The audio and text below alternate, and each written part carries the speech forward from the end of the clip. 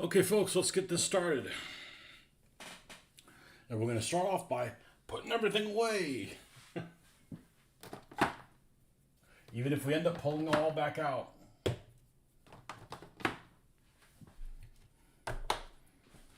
Trying to control some of the chaos.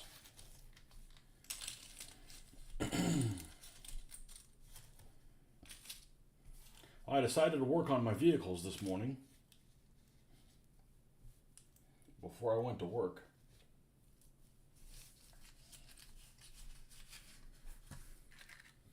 So that's what we did.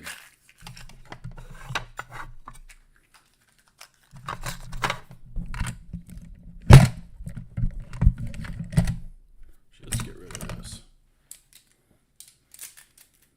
Jeez. Attack of the readers.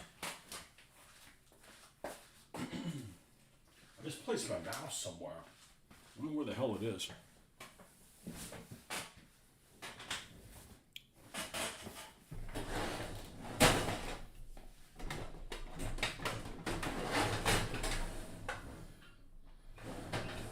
It'll turn out.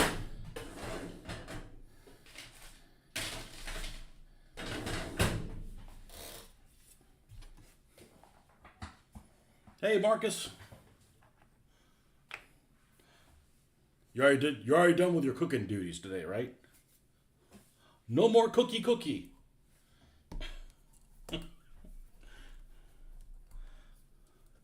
I caught wind of a video that was on YouTube for a while over a subject matter that's really dear to me, World War II related, a particular campaign.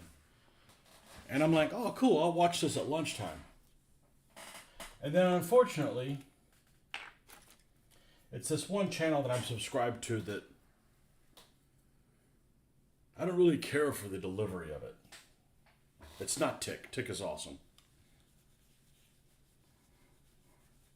But it's actually an interview that this person did. I guess this person has enough pull that they did an interview with a gentleman that I've read a couple of his books by.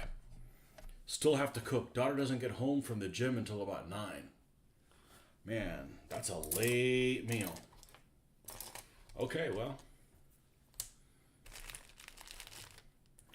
And I know he's got good content, but I just don't really care for his delivery. The guy can't smile. You know, it's like a stand-up comedian, right? We all like stand-up comedians, so we all have our favorites. I don't like stand-up comedians that can't, like, occasionally laugh. You know, it just seems like they're, like, more real that way. You know? So, people are real picky about stand-up comedians, because some guys like, oh, this guy's really funny, and I'll watch and I'm like, so when's the guy gonna start being funny? Because, you know, nobody here is laughing.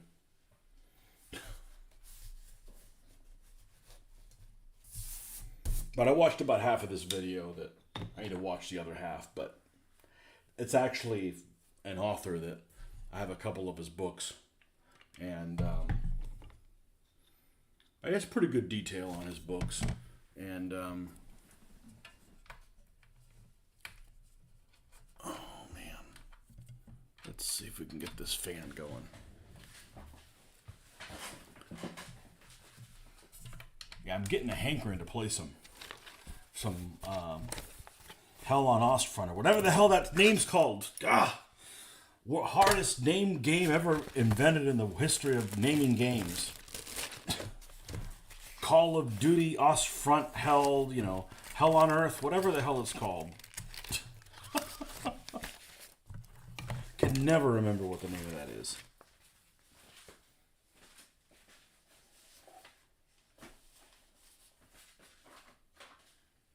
Gates of Hell, Ostfront, that's what it is. Topic, Wintergewitter. So, I better not unfold this. There's some crooked spiders here. It's weird. I printed these things out and I made them on my computer that doubles as a as a tablet. So I got off Wikipedia, a picture of the crooked spider flag, and decided to doctor it up in a paint program, like I've done all my medieval flags and stuff like that. I've done many of my medieval flags. And I would go and print it out. It's not the right dimensions. It's like stretched out a little bit. So I'm like, I don't know what's going on. I'm not a computer guy. We'll put these so they don't go online and offend somebody.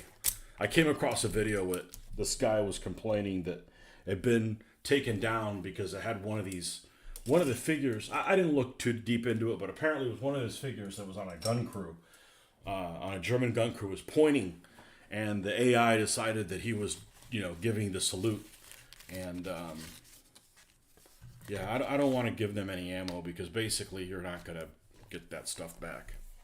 But you can put all the Stalin shit you want. You can put that dickhead all over your pages, and that's okay.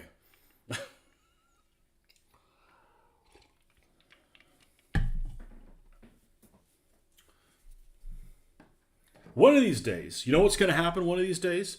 One of these days, in 5 years or 10 years or 20 years, they're going to say, you can't put Putin up. It is illegal to put Putin, but you can still do Stalin. Mark, you heard it here first. You heard it here first. And I'm not a fan of Putin, but I'm just saying, I know the weirdisms that are going on, No Putin, but you can put Stalin. You can get Stalin pajamas.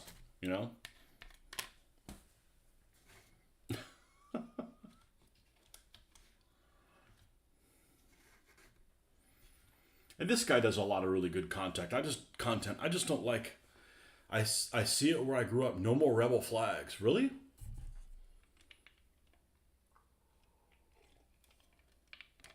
Well, that's not my people. The crooked spider's not my people either. I'm just saying that, the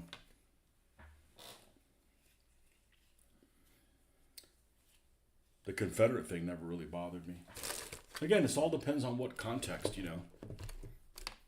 But I could see where people could get upset about it. All right, let me go get a soda.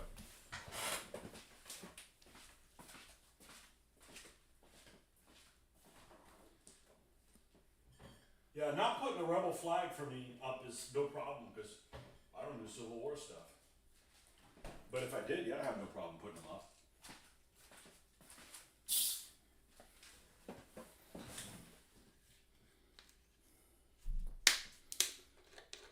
Okay. Yeah, there's a couple of YouTube channels that are prolific. I don't want to tell you who they are because I don't want you bad mouthing. I'm just like saying that, the content's great, man. I just wish your delivery was a little different. Two of them in particular, and they're both prolific. And, I don't like the Chieftain's delivery either. Sorry. He seems a little too android. Like that guy that's on Alien, that ended up spitting out all that stuff because he was an android. Like him. He's got good information, but...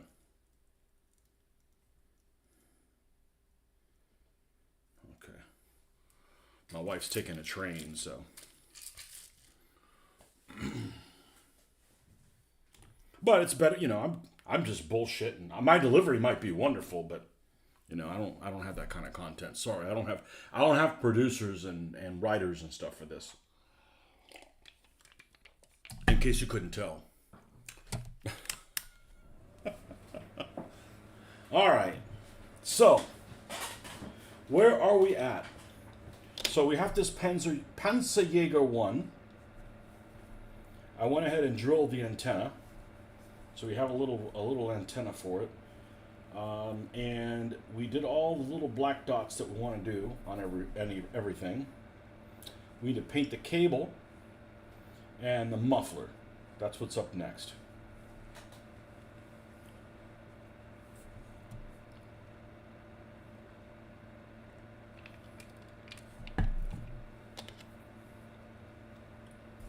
So let's get this out here.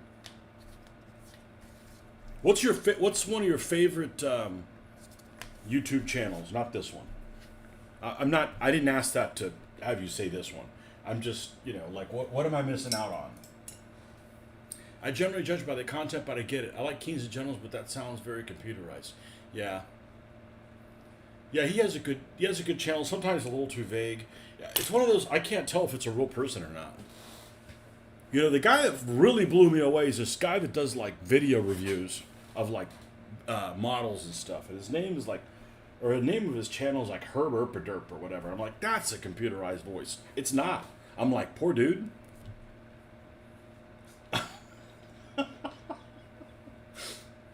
See, I laugh at my own shit. You know, I don't have to be rolling around on the floor, but my God, be human.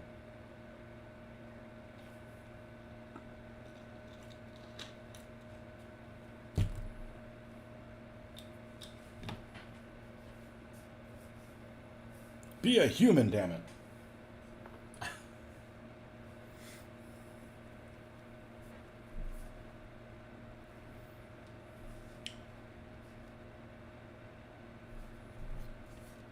People have their own reasons why they do their own content the way they do it, you know? You like the Wargaming China dude. Is he one that, I mean, I know who he is. I haven't watched very many of his videos, but I think there's sound issues. Like, I don't hear well, so, you know, I think I had trouble understanding some of his stuff. There's no bigger fan of subtitles than me. And I know as I'm getting older, people seem to be mumbling a lot more than they used to.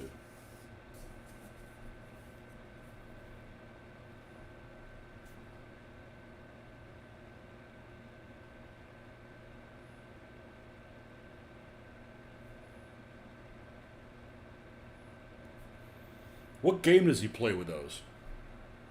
Because he definitely doesn't play a one-to-one scale game. He's playing like rapid fire or something like that.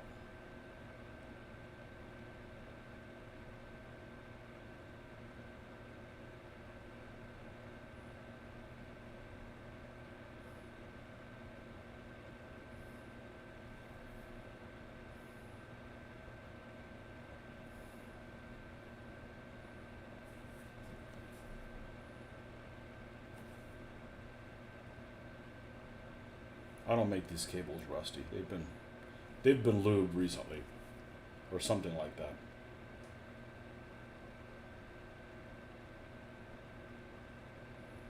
Eventually, we got to get up off our ass and put those little things inside there, which I'm not thrilled to do.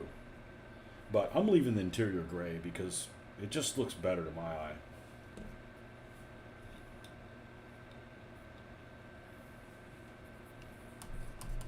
Very well researched. Not the best delivery, but I still like it. There's the one of the first guys I started watching. I haven't watched him in a while. There's this guy in England, and I his show is it's not Frasier. Frasier has great content. I can't hear him. I can't hear. I don't know. Like, dude. I mean, I'm listening with my ear things that are. I get better sound than that, and I just I can't turn it up loud enough to understand him. He's got a little bit of an accent, but it's not super weird. But I can't understand half of what he's saying. So I think it's rapid fire, but he only does pregame historical reviews. Then after action report. So you're missing like while it's happening. Well, hopefully we'll do that on Saturday. If not, you can watch it after the fact. Maybe it'll be a disaster and it won't work. I don't know. Sometimes you just gotta not be afraid to fail. Just freaking do it, and if it works out, it does. And if it doesn't, well, don't watch it, folks.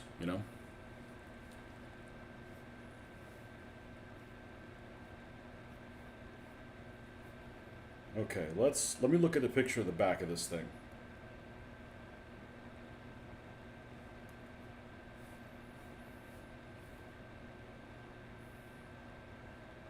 And there's so many different pictures I've seen of this thing.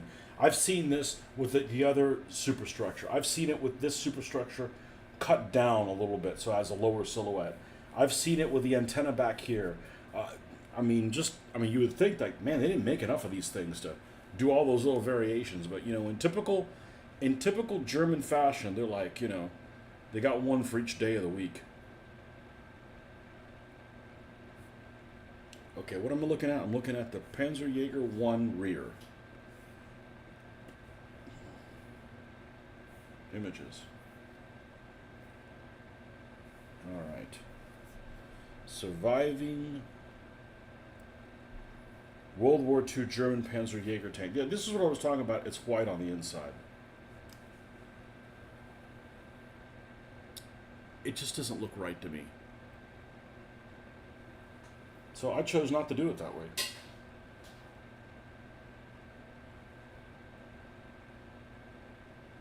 You know, the inside of this one isn't white. Maybe the person that refurbished it doesn't know what they're doing. You know, a vehicle shouldn't be a white color if it's going to be, and it's easier to spot from above. Yeah, here's more of that white vehicle. It just doesn't sit right with me.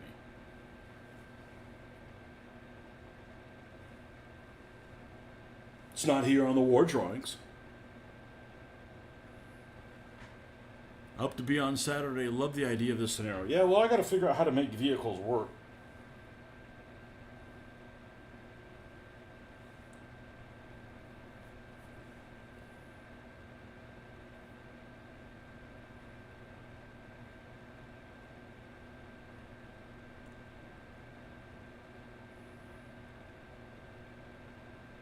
Yeah, see, here's one with a smaller gun shield.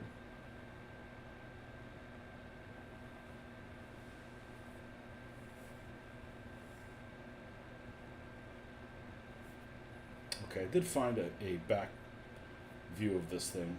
Oh.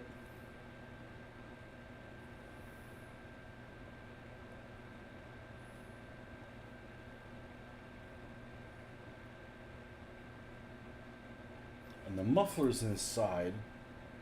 Oh, not on this one.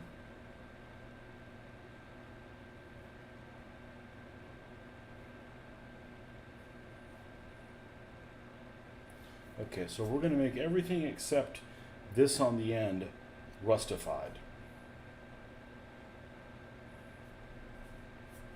And the exhaust is right down here.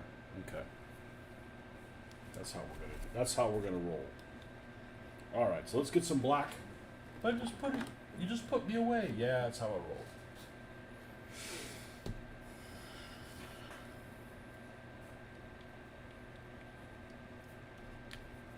Yeah, I love Tick, but I haven't seen him in a while. I haven't watched his content in a while.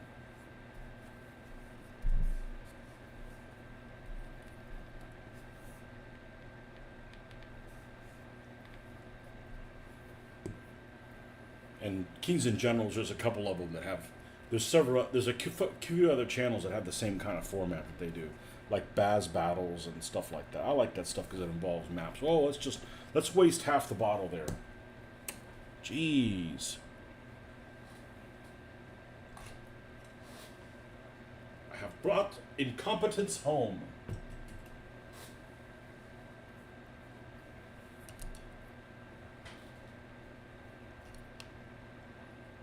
Baz battles. There's several of them.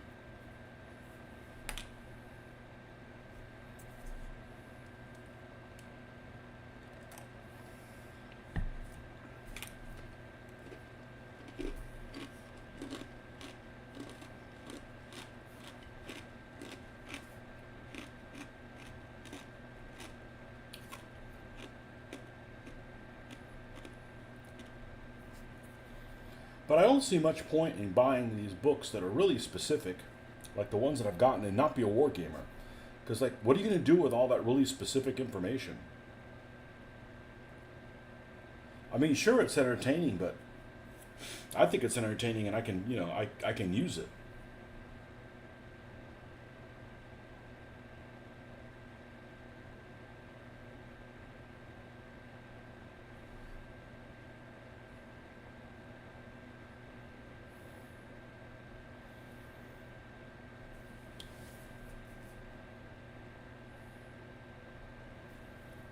This is all rustified as well.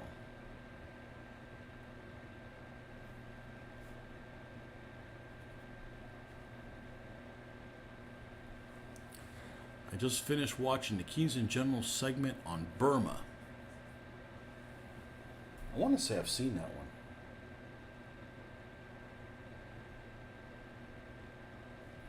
But if I did, I don't think it had enough details for me.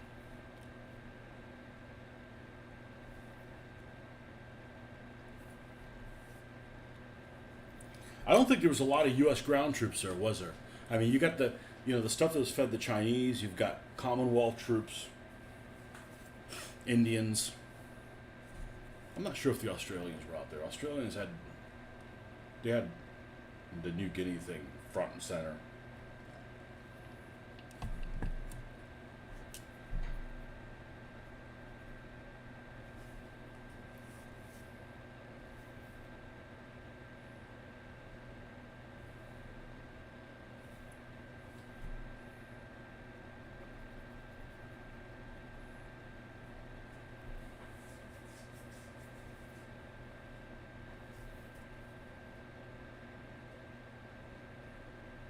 Yeah, if that's that guy's voice, man. He sounds like a robot.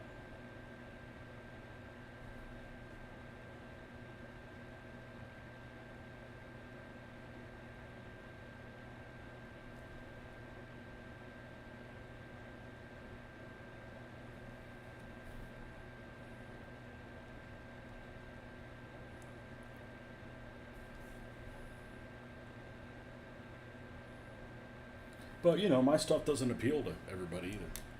That's okay. I didn't come here to make friends. So I tell people at work, I didn't come here to make friends. Good thing. Mr. Heine, been watching this channel for I don't know how long, and it's the first time I've noticed the paintbrush holder is a frag.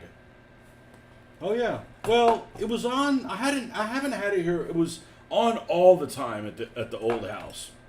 But yeah, this is a coffee cup I got, and I've never used it as a coffee cup. It's too freaking nice. Complaint department, please take a number. I had a guy at work that had one of those, but it was a real grenade. Obviously, it was diffused or whatever.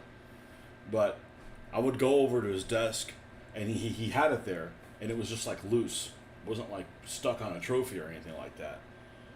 And when something was frustrating or whatever, I would go take it, and I would roll it under his desk or whatever. He could get a kick out of it, And it was a frag grenade too. Wasn't as fat as that one. That one's gamer girth frag grenade.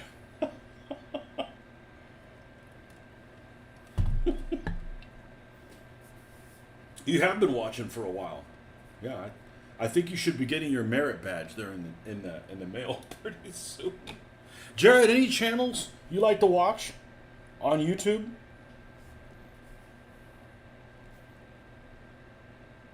That you can think of?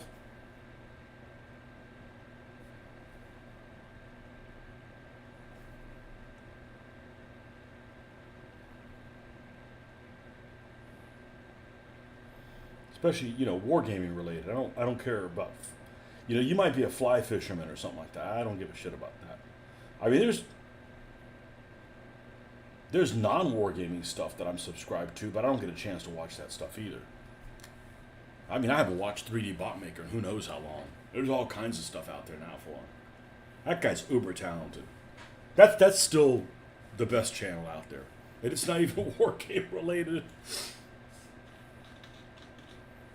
I love that guy's material. I've said it before. If you lived in Florida instead of California, it's like, listen, I need to paint stuff for you. So your stuff that's painted looks a little better. And, of course, that probably would be a disaster if I did that. I'd be like, oh my God, what do I sign myself up for? But he's got people in the crowd that could look a little better.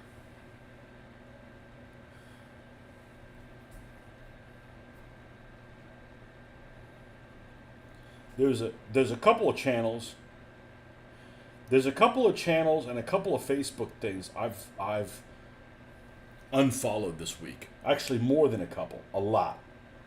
I'm done with the Facebook pages that are like Naval Historia or, and I didn't go in and like find them all, but if as I come across them, I'm going to unfollow them because I'm just really annoyed by these pictures that they'll put, a picture of like this, a photograph of this, and it said, and underneath it says Sherman tank.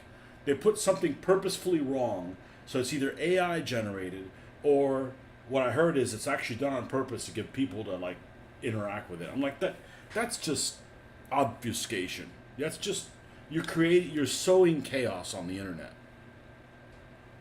So I don't want any part of that shit, you know? You do like Desmondo's Shed for Wargaming. I've never heard of that before. It's the great Desmondo! Got a cape and turby. Probably a mustache that wouldn't allow you near your kids.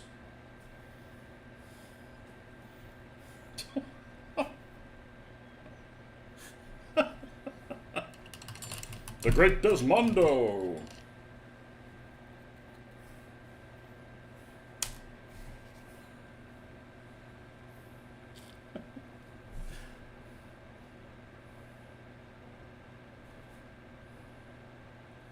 Is his name Desmond? That would make sense. Alright, it's getting really hard to kind of wrap my head around whether I'm really happy with how this is looking. Not really happy. I am really happy how, but if I need to do more to it. Well, let's paint the, because of the shine of that gloss. Let's paint this, as we say in the South, this antenna.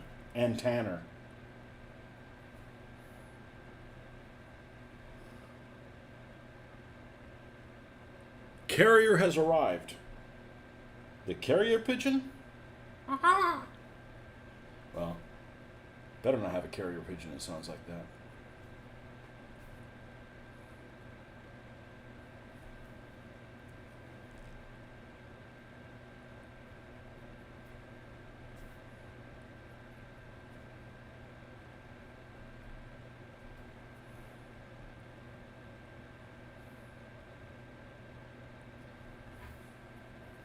See, I've actually had a couple people that have said they didn't like Little Wars content because it seemed too canned. I'm like, they spent a lot of time doing that content. I mean, I don't have a problem with that, you know, but they just jump with too many different rule sets. And I'm like, whoa, like, try to keep it down to 14 rule sets, okay? There's a page called Grim Reapers who uses DCS to run naval air scenarios I like to watch every now and then, and Storm of Steel, mainly for Chain of Command. God, I get Storm of Steel and Yorkshire Gamer mixed up. And it's only because I've mentally put them in the same category, you know.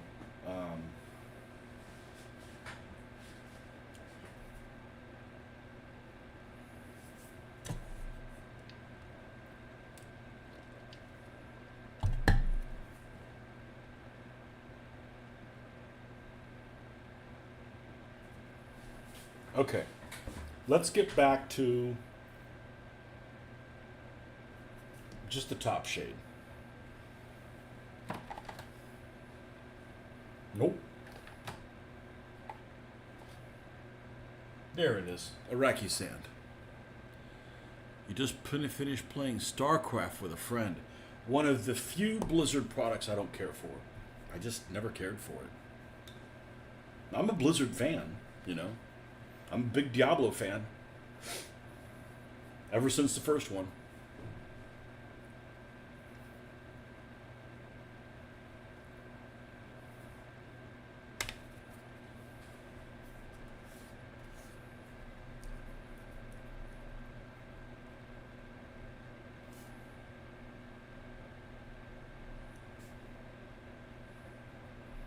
But yeah, I lost a couple of viewers in the last couple of days. I'm like, I don't care.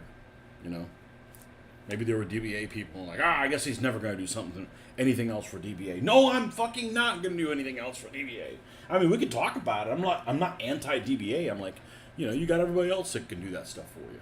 You're the odd one out, but I never did like Chain of Command. What didn't you like about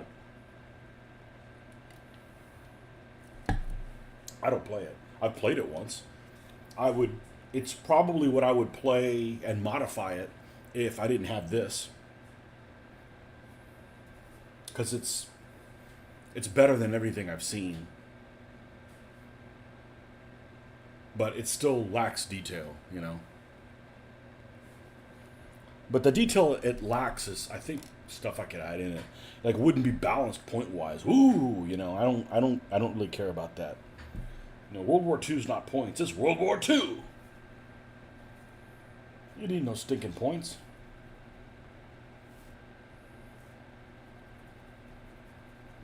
I don't like the codex mentality, and it's heavy codex driven. Oh, you want these? Oh, that's in another book. You gotta buy that book. All right, let me buy it. Oh, it's not out yet. Oh, come on! You know? You hate randomized movements. Oh, well, you wouldn't like this. You wouldn't like what I play. I like chaos. I hate opportunity fire. I absolutely fucking hate opportunity fire. All right, let me move. Oh, let me stop you right there. Let me stop you right there. Okay, move your guys back like 2 inches. Okay, I want to take it. And just like, oh my God, just like, I hate opportunity fire. I understand it's necessary, so you just got to do a workaround. Like, play a set of rules that doesn't have it for, you know, you could have something like rapid fire, man. Rapid fire just, it's so old school. I'm like, I don't know how you would, I can't play it. But, you know, that's why there's a million different rule sets. And some people are fans of something and they haven't played very many rule sets, or some people just decided, you know what, F it, let me play something that at least some people are familiar with.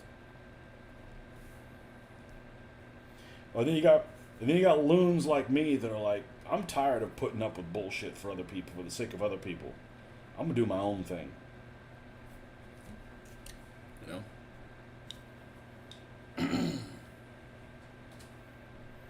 I can forgive command friction, but the Monopoly-esque random movement range is beyond frustrating. Not fun to me.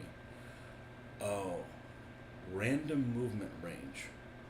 Is it like oh man, what's that called? Sword in the Flame, where you roll a number of d6s, that's how far you're able to move? Randomized movements. See, randomized movements to me is like, all right, pull a card or whatever to see who goes next. I don't like static, like, I was a huge fan of Advanced Squad Leader, okay? But I can't stand playing a game like, okay, it's your turn to prep fire. Okay. You know, then, all right, cool. Is that over with? Okay, good. Now it's that same person's turn to move again. I'm like, oh my God, make it, you know. And it's not that I'm always bored, but it bores some people. You know, apathy is just, you know, oh, okay, it does that. So it basically gives you like the maximum move they can do.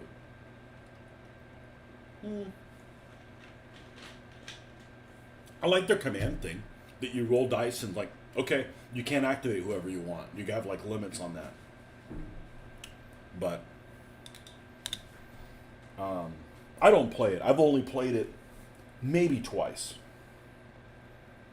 I definitely played it once, maybe twice. I don't like that it's D6. And I don't like that, you know, you've got, if you have a squad of Germans, right? You got like one guy that's an LMG guy, and you've got like a couple of squad leaders, or in that game, you might only have one. And that's it. So you take casualties. If you take casualties that aren't important, like you pick who die. I'm like, what do you mean you pick who dies? Like randomize it or something, you know? But stuff like that'd be easy for me to to fix. But I don't like D6 crap, you know? Random movement order is okay. Just rolling dice to determine movement distance is what I'm talking about. Okay. Not a lot of games do that, though. Not a lot of games do that sort of thing. I don't like 2D6 systems. I don't like the bell curve.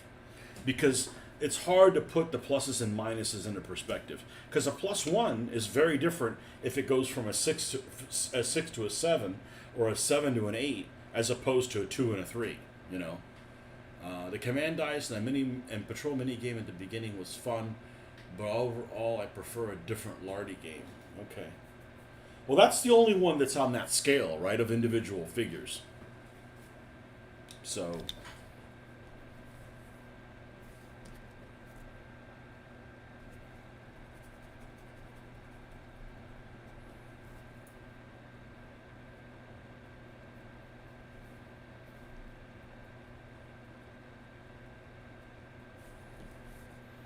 let's take a look at this.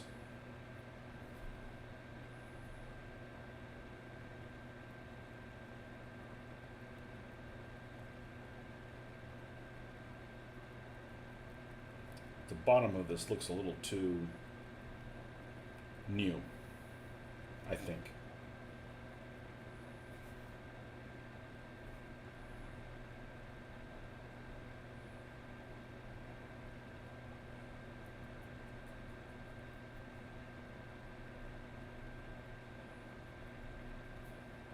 It's the only Lardy game I've ever played.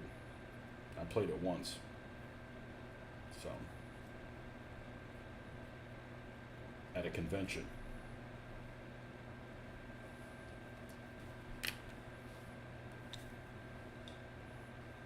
I just don't want to play it with that little weasel dude that cheats. Only games I like with 2D6 was Battletech and War Machine. Never played War Machine, but yeah, I played Battletech. Battletech with 2D6 isn't bad. Isn't bad.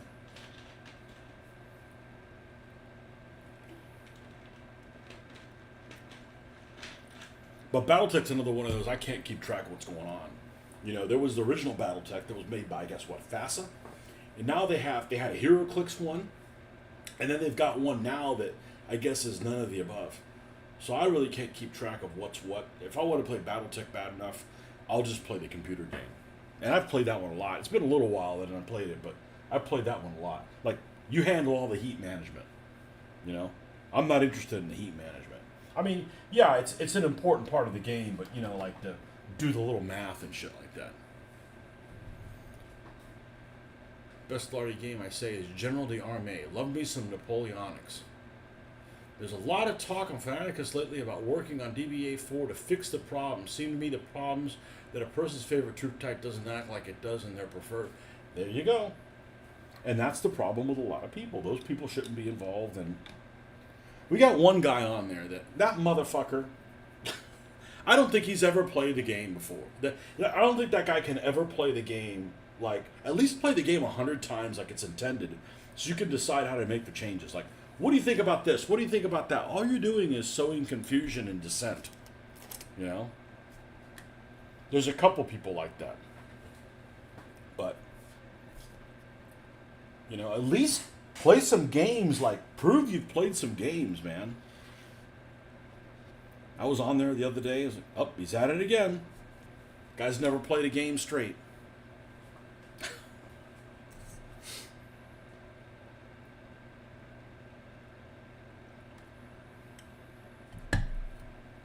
All right. We got to weather these at some point. I don't think I'm going to use the darker tone. I think just this lighter one should be fine. Or they want anything with missile weapons to have range shooting. Well, you don't like it, play a different one. Leave this one alone.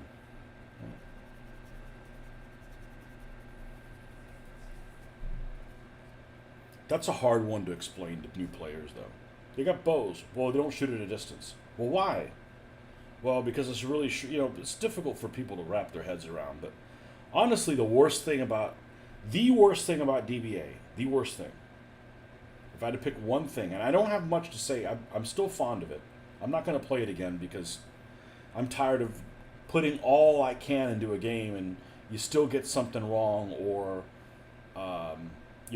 people will watch your video and, people will watch a rule thing and they'll, like, come up with conclusions. They've never played the game. I don't want to listen to that shit and have to save lemmings from falling off of a cliff. I'm done with that. So I like the game, and I think very highly of Mr. Barker. But the worst thing about the game is that you have to conform exactly. So it adds, that's the only geometry to it that I don't care for.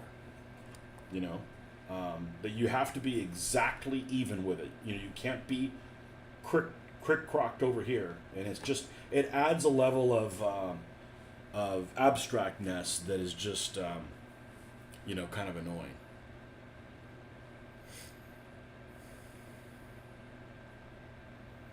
Well, the thing is what if there aren't any rules that you like? Every rule system has problems. There's a lot of stuff I wanted to do, but I just would not let myself do it. Because if I ever had to play in a tournament, which was the whole point, not to play in a tournament, but to use your own troops, right? Like, why collect troops if you're not going to use them? I didn't want to make these judgment calls that when we had to play in a tournament, I had to unlearn them or dial them back and play a less version of the game that I liked. So I'm like, I'm just not even going to go down there. So I really did not want to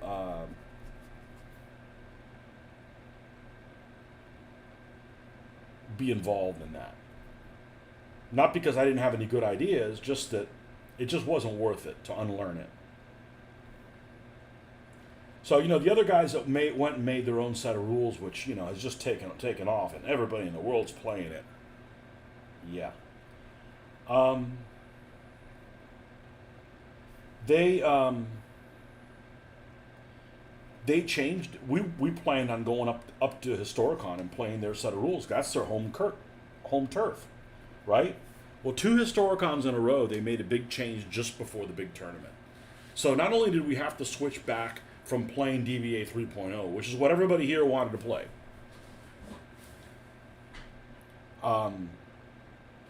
but we had to go back and relearn how to play their game. Oh, and then by the way, there's these new changes, so we have to relearn how to play that one as well. It was like, nah, this is just too much trouble. Like, I'm not going to hop in between. The other game has some good ideas. I don't think that it's better as a whole, when taken as a whole. I don't think it's better, but it has some interesting ideas.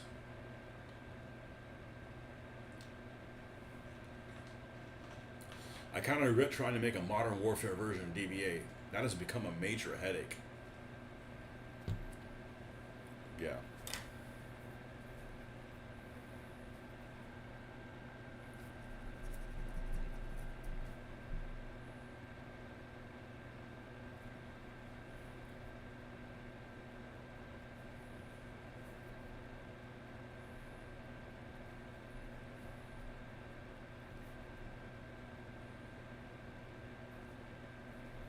Modern? Why? Why'd you do that? This seems like it'd be like really vague. Yeah, and it's got to appeal to you. There's a game out there that I think I would have loved to play. I've actually played it a couple times. This one guy that I knew that knew how to play it well set Mitch and I up face to face playing this game. The game is called. I shouldn't have said that because I'm not going to remember what it's called. As I'm really bad about actors and the name of the game. This is a crap. Combat Commander. Combat Commander. In Combat Commander, a lot of people's gripe is that there's no tanks in it, that they're abstracted like you pull a card and you get tank fire of this, on this hex or something like that. I don't actually mind that part. The part that would suck about not having tanks is you don't get to build the tanks. But it's not a miniatures game, so there's that. But the part that really rubs me raw is I don't want to play a game that has no dice. I don't. I am not interested in playing a game that has no dice. Because not only is there no dice, but there's something else. There's cards, which I don't have a problem with cards, but instead of die rolling, there's card shuffling. And I'm like, no. I don't like to shuffle cards, period. You borrowed AK-47 rulebook, and while it's interesting, it was getting me knee-deep into shit I wasn't ready for. Well, we don't have any DBM videos, but DBN videos. Yeah, well, we had fun doing them. They're fun to do. I don't particularly have an interest in playing a game and not filming it. So if you haven't seen me filming any games, I'm not playing any games. And the reason why is I'm not trying to be famous. I'm just saying there's all kinds of cool shit that happens in a game that's almost unbelievable, the odds of it happening, that it's just a shame for nobody else to, see that,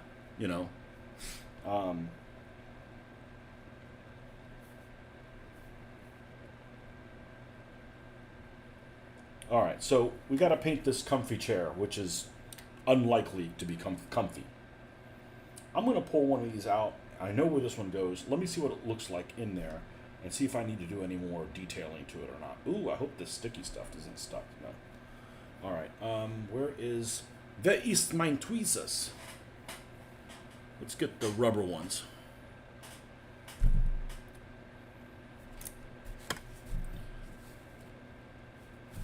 I don't know how people that have really disorganized work areas can function, because mine's not really disorganized and I still have trouble finding shit when I want it. Like, bring them to me now.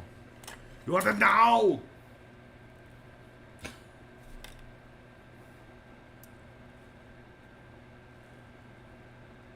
Come on. You can do it.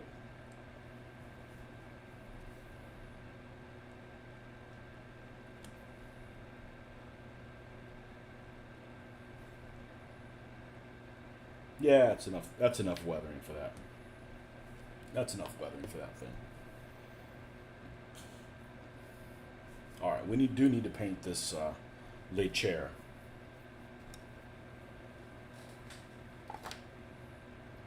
I'll use this wood color, and we'll make it lighter colored.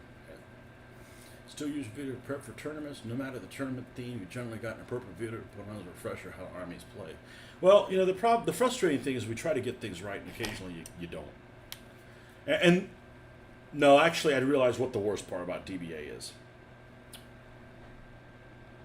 I've played a lot of ASL. Well, not by DBA terms. I haven't played anything by DBA terms. Because I've played over 2,500 games of like face-to-face DBA. And still get shit wrong. Because the thought process of Phil Barker is not, I'm not saying he's dumb, I'm just saying he thinks differently than I do. Okay? And I probably think different than somebody else. You know? I'm not an abstract thinker by any stretch of the imagination.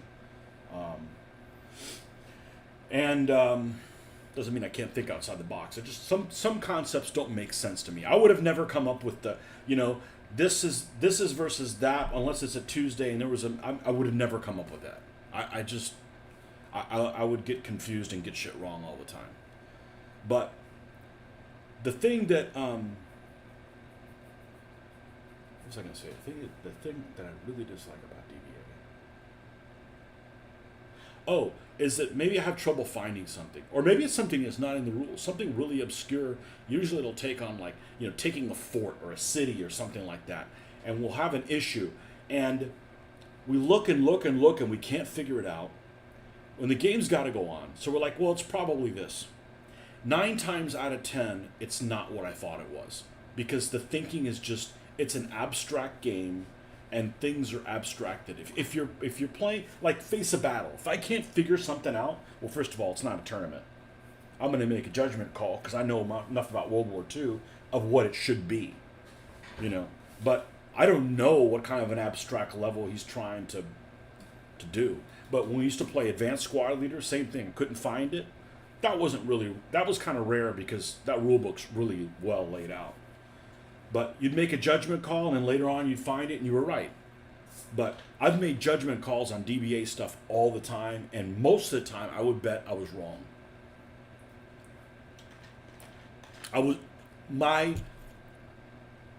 What I thought was the correct answer is not what the author thought. And it's just really frustrating. Like, I don't consider myself a stupid person, and sometimes you're like, what the fuck? I mean, like, this is like just like a totally different way of thinking, So, still a great game.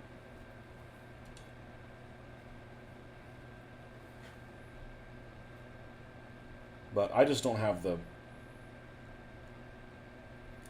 it in anymore to do all that. It's keeping me from doing other things I want to do. And then when I'm done doing with it, these people come in and like, hey, you did this wrong, or hey, I think it should be like this. Like, no, we've played this 1,400 freaking games, and the frequently asked question, because that's what we'd encounter something, and I'd go and bring it up to the fact group, right? And either they came up with a ruling, or they would deliberate and wouldn't come up with a ruling. I'm like, I need a freaking ruling, because this comes up frequently, and I'm making videos, and I don't want to make the wrong rulings and send people off the cliff like lemmings. And sometimes they come up with a ruling. I'm like, hey, this is how we're going to do it, and then that same person would be like, I'm not going to do it that way. Okay, well then just shut up and not run your mouth on all these forums and get these new players to they're learning wrong habits and then the rest of us that are running tournaments have to deal with them. You know, Nerd Burglar. How about get out in public and like play a game and not just read the rules? And I think they mean this. Well, how many times you played the game? None. You're just a rules collector then. Do what you enjoy. That's right. Like, I'm completely over Games Workshop games because I don't want to support their shitty business ethics. And their games are no longer fun.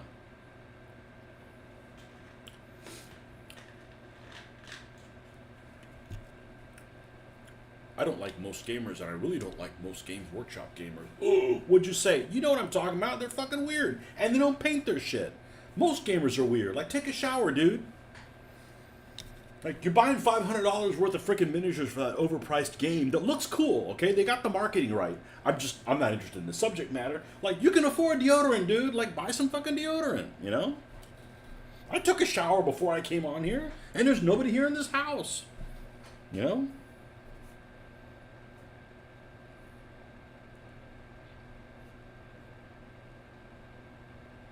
And stinky people like that, like, oh, you might hurt their feelings. Well, somebody has to fucking stand up for them, you know? They either didn't have a dad that beat the shit out of them or told them how to be a human. Like, it's your turn. Step it up, dude. Dude, you stink. You ain't playing here. You can't pick up miniatures like that. You're going to break my shit, you know? You gotta... These people, nobody ever stands up to them because it might hurt their feelings. Where's my belt?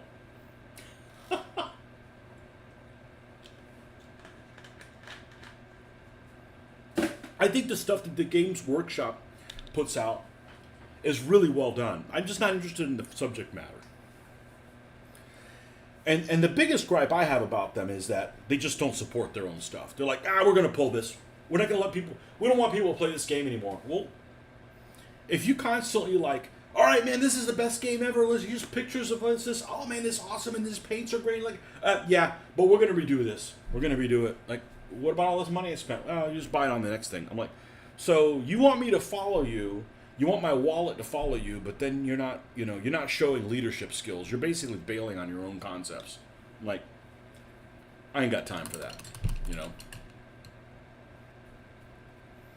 I know nobody's commenting because you guys are all putting deodorant on. I reminded you.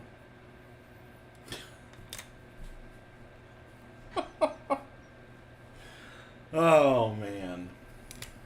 If that bothers you, then don't watch my channel.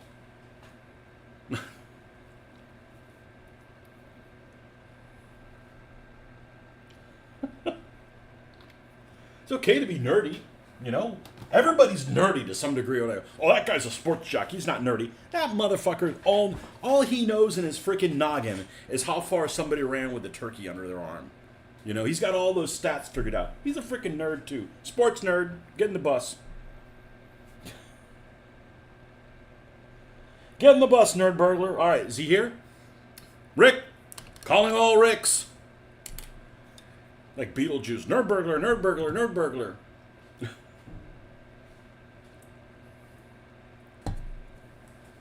If you had your way, what dice would you use for a war game? Always percentile. Because it makes sense to me. You know? I'm not one of those people like the metric system sucks. The metric system is awesome. Okay? I am very pro-metric. That driving on the wrong side of the road, that's out. Okay? I can even deal with metric temperature. I'm like, okay, I will go to the shrine of metric temperature and figure it out. I ain't driving on the fucking left. Okay? I'm dying on that fucking hill.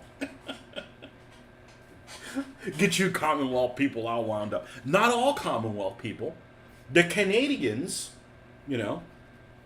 figured it out. No, but seriously, I love percentile. I love percentile.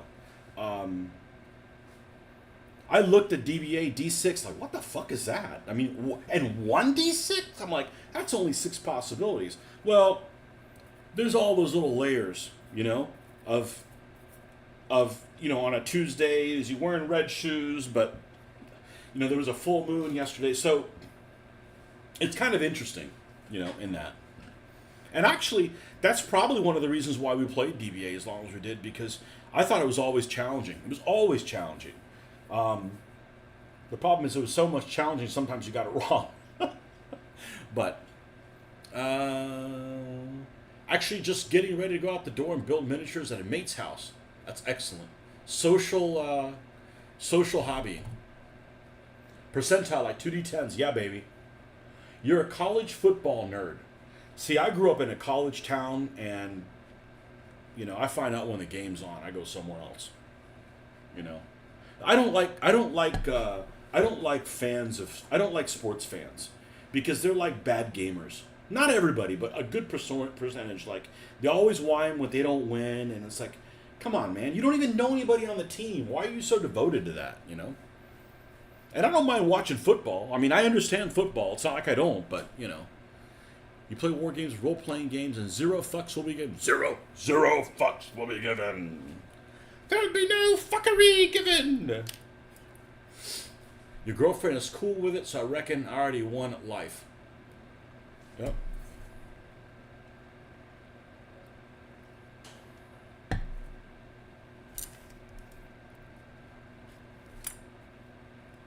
Make some videos and put your girlfriend in them, and you'll get more views.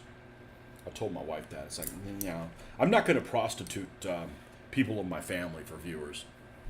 I don't want those viewers, man. Come on, I'm a dad. I was never into weird stuff like that. Like, come on, it's kids. There's a guy, and I said this all the time. I guess he stopped signing. I guess he stopped getting on Facebook. He would come up on Facebook Reels all the time. Like, I don't do TikTok anything. I never did.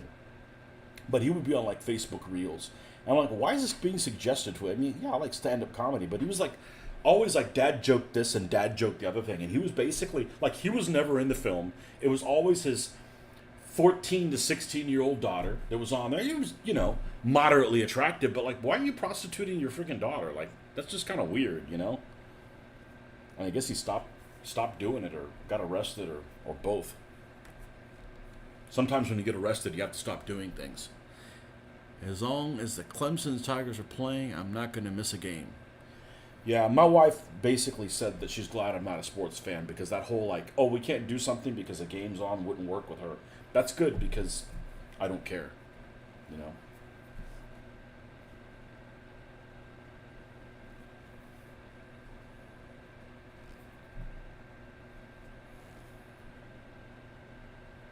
Is that what part of the world you live?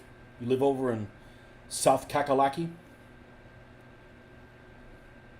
Are you a South Kakalaki Stanny?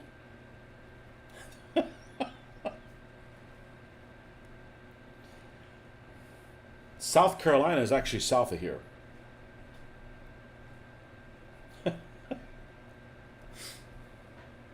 There's a dude and his girlfriend playing Warhammer, and she's always wearing yoga pants. They know what they're doing. I'm not going to put mine through that because we're both introverts.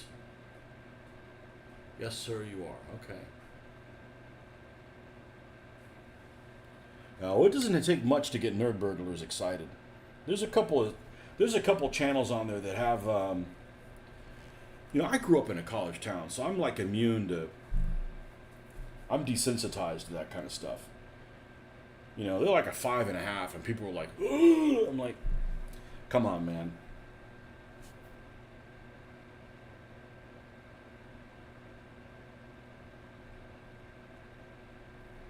And, can't you just appreciate a pretty girl and not act like an idiot?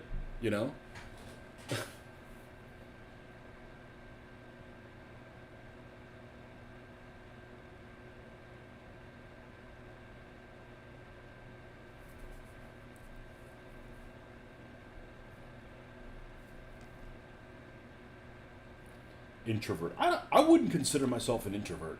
I just don't want to be social with people that I don't have anything in common with. If I was an introvert, I wouldn't be doing this. If I was an introvert, I mean, do I have a high introvert? Nah, I don't think so. I mean, that's some, but I like going to conventions and being social with people. Not everybody, but that's honestly the thing that I like the most. Talk hobby with them.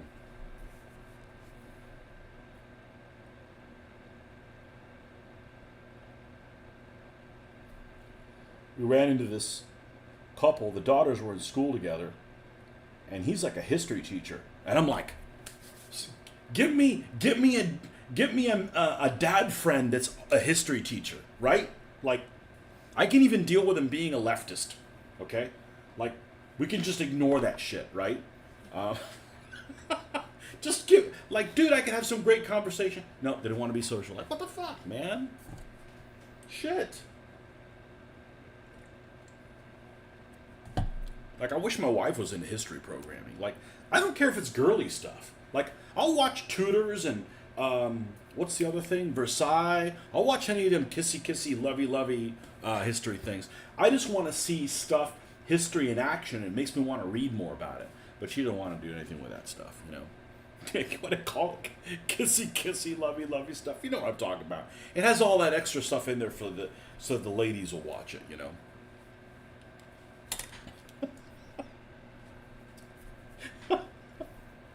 I did. I watched like 3 or 4 seasons of The Tudors alone. You know, um, it wasn't that good, but I gave up. Versailles was great. Versailles was wonderful. Hanging around a group of people I'm familiar with, but going to big conventions is not for me. Introvert. I don't want to go to a convention for like work stuff. Okay, I want to go to a convention, but I'm not defined by what I do for a living. You know, some people are. I don't. I don't. I don't. I don't get that. I don't get that.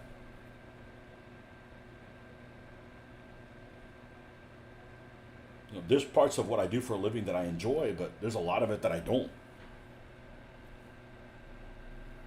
Like, let's say you had a person that really wanted to be a doctor, right? Oh, doctor, doctor, doctor, doctor, doctor, doctor, doctor, right? There's a lot of stuff that doctors do that's not what they want to do. You know, all the paperwork, the CYA. Let's make sure that So I'm like, I just don't understand how you could be like really into like what you do because there's, with all the shit you got to do to cover your ass. There's always all kinds of stuff that's really unpleasant.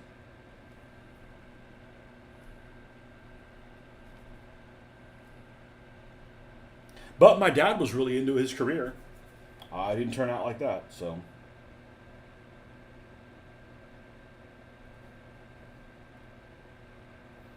I don't know if this is even going to be visible because it's facing the other direction. But we want to make this look like it's been worn.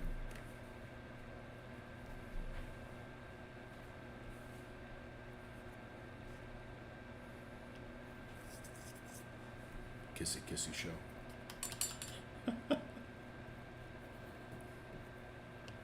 I remember when my dad was getting up there towards the end. He was always in history. He was always had this fascination with, I don't know why, Marco Polo.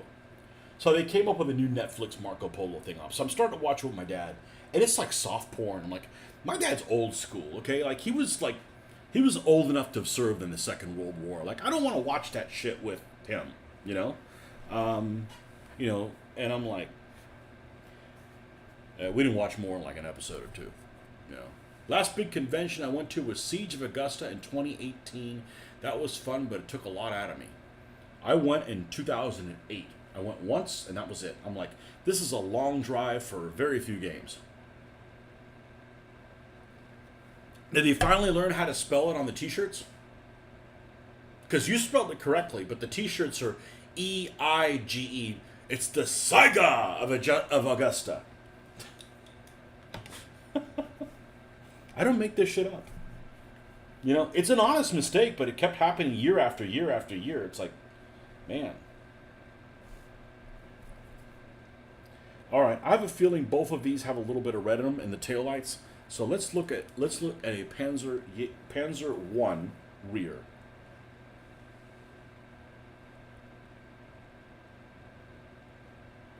Oh, well, this one doesn't have any lights at all. It's like, you follow behind that thing, you don't know when it's braking. Panzer 1's actually not a very attractive vehicle. This isn't really attractive either. It looks good at some angles, but at some other angles you're like, ooh, you know.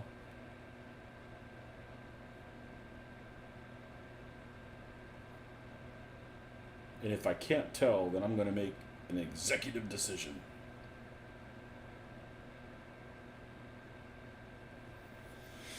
Because I have a feeling these little dots up here, that's supposed to be red.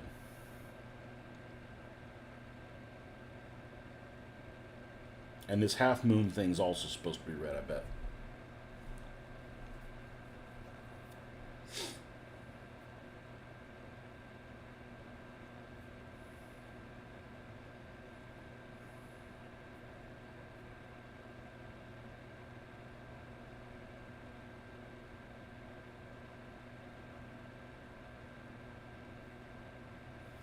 Let's see if this guy has it.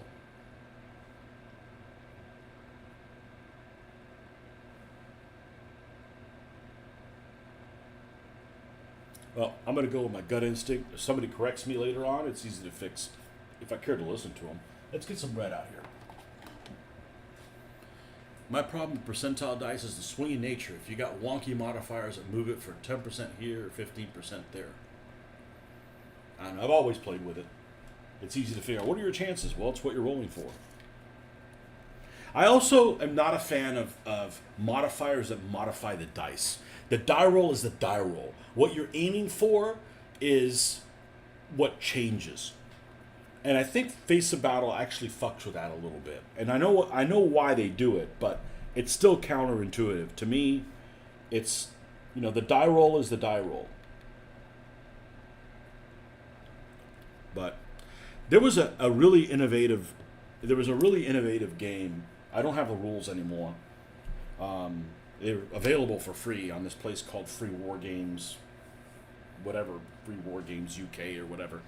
And it was this naval game, because that's where I grew up playing naval stuff. If you saw, I had a lot of naval stuff last night that I pulled out, that I haven't pulled out in a long time. But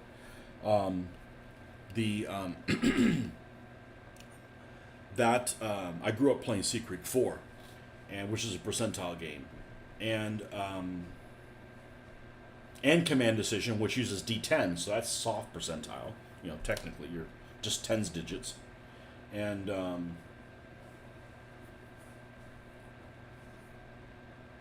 the guy had a really innovative set. This set of rules, it was called Fire on the Waters, and it was a really innovative set of way to roll dice. And I looked at it and I'm like, all right, we could simplify this by, you would first roll to see if the shell landed close by. And if you didn't, then that's it. That's all you rolled. So, you first rolled, a D6 or a D10 or a D8 or something like that. And another one to see if it hit. And the other one would be, and it was a mixture of different types of dice. Sometimes it was just D10s, but there were some 6s in there, and then you would roll hit location if there was flooding, if they created a fire and everything. So it was like really kind of methodical. So I'm like, okay, well, how can we make this move faster? Because in any game, it's never bothered me that a game moves slow. What it bothers me is you have a lot of computation to figure out something, and then you roll, and it wasn't even close, right? Like, just roll, and if it's close, then we could do the figuring it out. And you could just jump on to the next ship. So this game did that by rolling the first die roll. And I color-coded it by dice. I played it a couple times. It was pretty decent. It gave a different feel than Sea Creek 4. It was more like flooding-based, which I thought was kind of interesting. The flooding was kind of more important. It was more, you could physically see what was happening on the ship instead of it just being factors and numbers and stuff like that, and criticals. And what I did is I assembled this, and I still have it somewhere, this tackle box, but a little tackle box that had these compartments. And you basically, all the dice were in there, and, like the first one was like a big die. It was like a D10, but it was a very large D10 that was like blue with like white letters on it, or white numbers on it. And you would roll it. So you take all these dice and they're all these little compartments. You just shake it, bam, put it down, and just read it left to right. So right now you're like, okay, I need a 1 or 2. Like no low numbers might have been good. You got a 9 in the first one. Okay, next ship. And you can just move on instead of like trying to figure out. You spend a lot of time trying to figure out some things that don't even matter. So, but I grew up using percentile dice. You know, so. All right, I got to take a little boys room break. I'll be right back.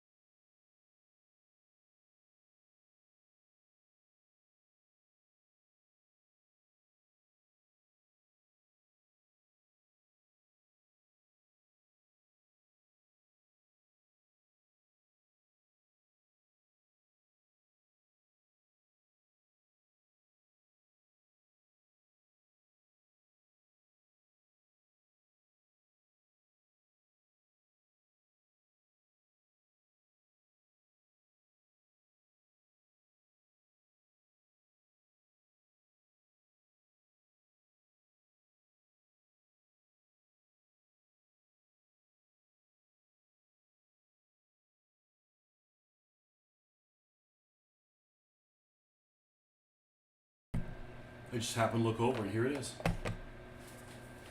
Now, I must have taken one of the dice out of there. Well, I did, because this one's empty.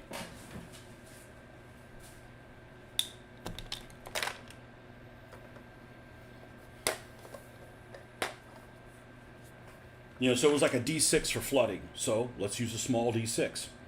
And this red, I'm sure, was for fires. So I did that. They all meant different things. One of them was hit location, that kind of stuff.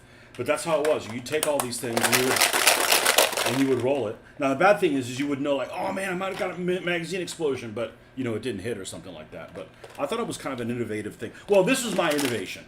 The person actually decided, okay, roll this and this, and I'm like, okay, well that should probably be a blue die. This should probably be these, just so you can tell it at a glance. And yeah, I thought it was pretty cool. Unfortunately, the game was kind of unfinished. Like there's a lot of the ship data was missing, which I mean, shit, I could salivate over doing ship data. Insert Spanish Flea song from Herb Alpert. I know who Herb Alpert is. Spanish Flea, I don't know that one. What's the song by Herb Alpert that's awesome? I think it's by him.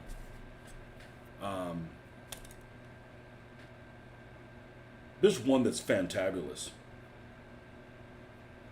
And I like smooth jazz. I don't like the chaotic jazz. It's just like, what do you want to do? I want to do this. I want to do... Yeah, let's all do whatever we want. No, that's chaos for your ears. Wow,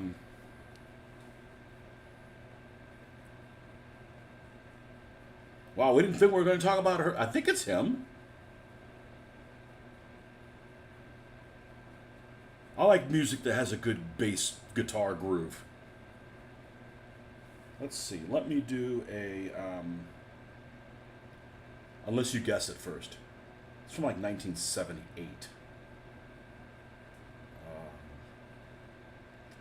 Library. Playlists. We are... Come on. I certainly have a jazz one, don't I? I'm just gonna Rise. The song's called Rise. I think it's by Herb Alpert. That's a badass fucking song. I know.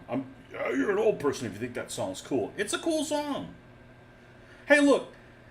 Everybody. Yep. Yep. I can't play it for you because then, something will happen with the channel. That's a cool song. It's. Hey, I'm one of the people that I'm probably the most limited by my musical interest. There's a lot of music I do not like. I am with music the way I am, why most people are with food.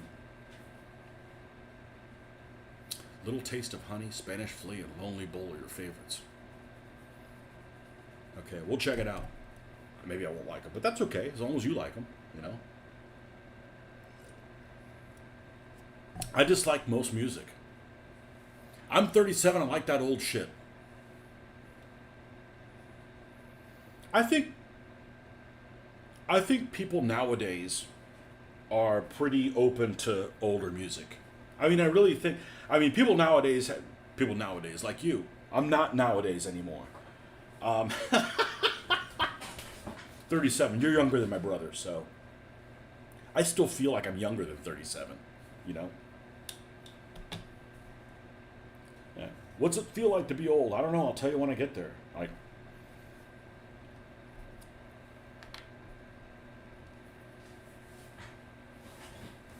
What year was I 37 in?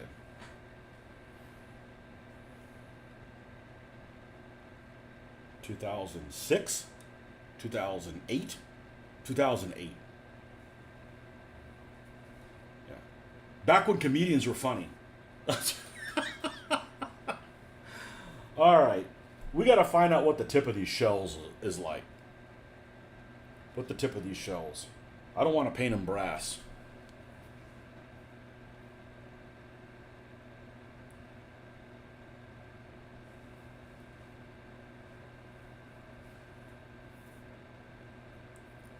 Um,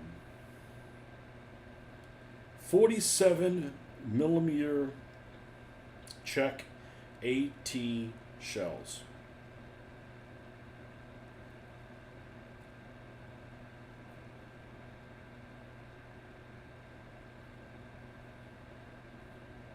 Well, if they're black tipped, no, it looks like they're going to be metal tipped. How's that going to look? I think we can pull that off. I can change it in the drop of the hat.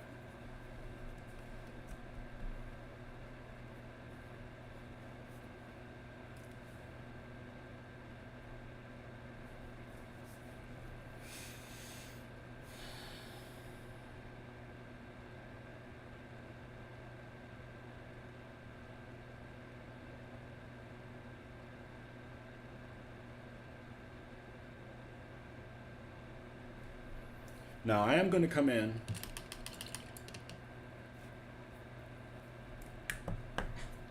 I am going to come in with. Where's this base color? This base gray. Nope. Yep. And we're going to add some of this sand. And we're going to hand pick some places that I want things to stand out in. And then we'll pretty much be done for the most part with this thing. Other than dull coating it. Sand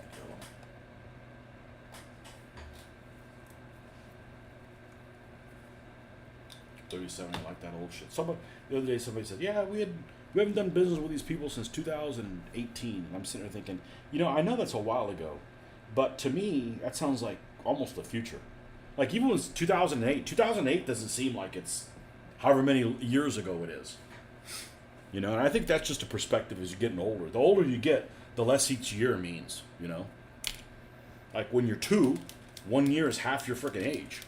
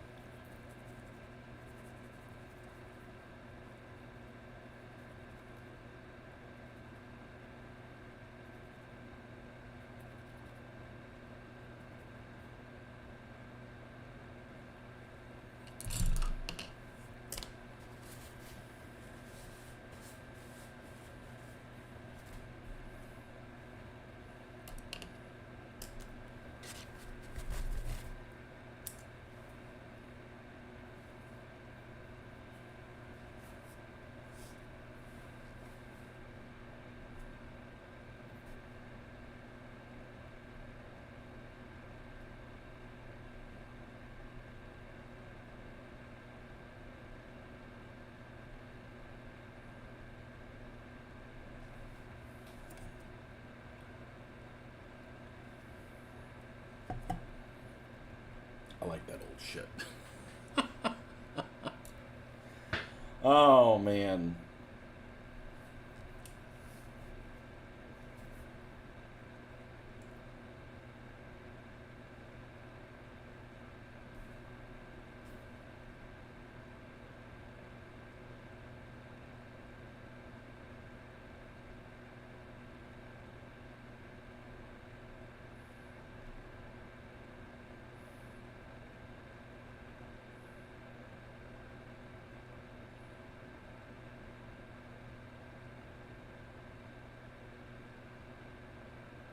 Yeah, I couldn't tell you about any music nowadays. I just don't have a clue. Don't have a clue, don't want to have a clue.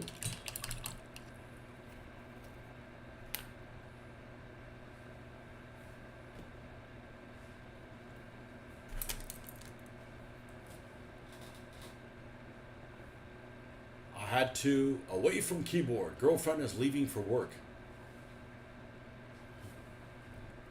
At this time? She worked the streets. How does it feel when you're old? Well, you don't move around as easy, that's for sure. I got knee problems. It sucks.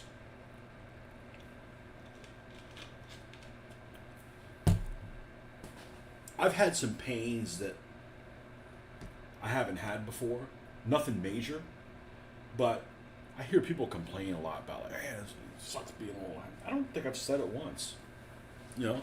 Mine's just, it sucks like not having a metabolism. Like everything makes you fat. You know? That's the thing. I eat the same way I've always have. The problem is I have no metabolism. You know, my metabolism, he'd go bye-bye.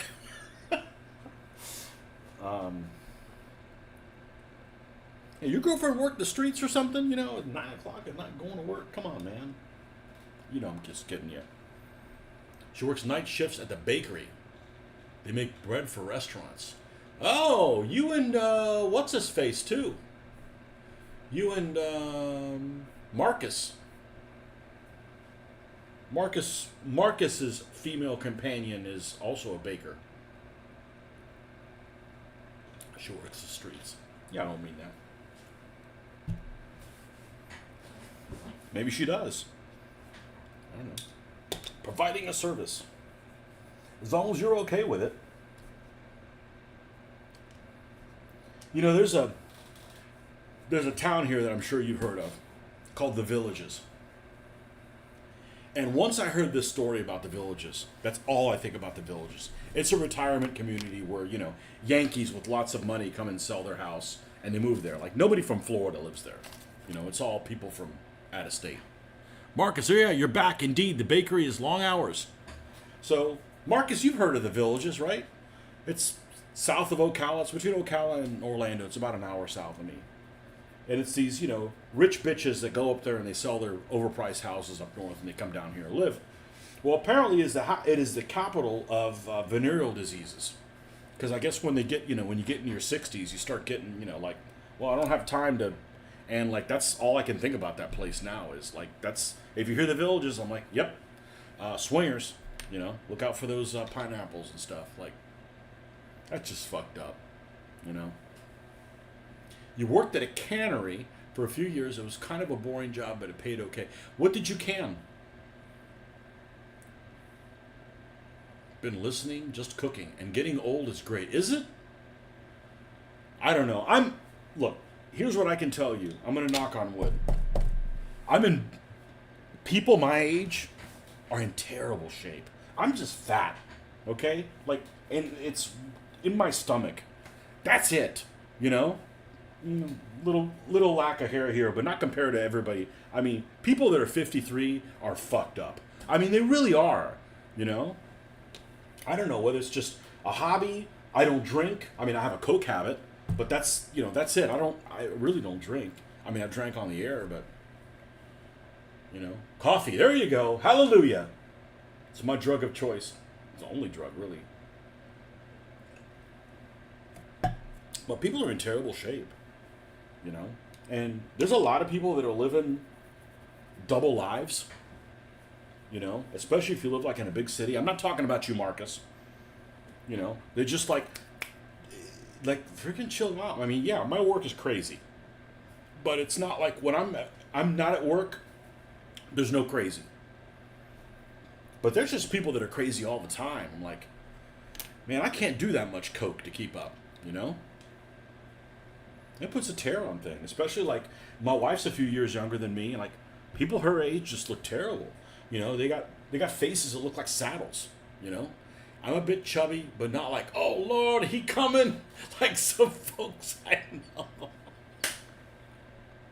Oh Lord, he coming. Yeah.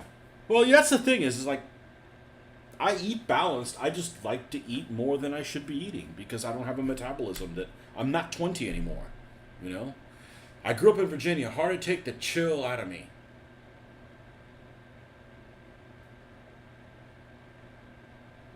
Are you one of them laid back people? Laid back folks. Um, yeah, if somebody says, just go look at yourself and, hopefully you're, and again, that's just looks. I mean, there's some people that might look great and they're on their deathbed. So, we're all going to end up there. I don't want to get there. I'd like to be freaking retired for a little while. I got stuff to do. I'm not going to be one of those, well, I went back to work because I don't have anything to do. You think I don't have anything to do? No. I got plenty to do.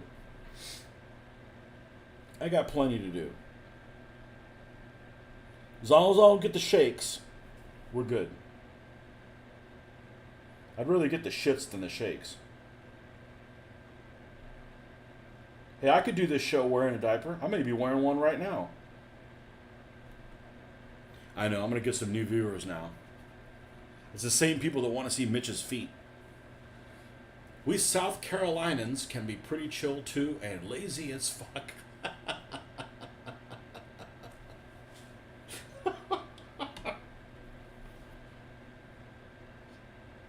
Well, I don't know how Virginia is, but South Carolina is definitely south of us. The worst thing about South Carolina that I've experienced is there's no cell phone signal there. I mean, there is in some places, but man, when we used to travel to Historicon, when you hit South Carolina and be like, man, the cell phones are just like behind. And I'm sure there's other places that are that way as well, you know.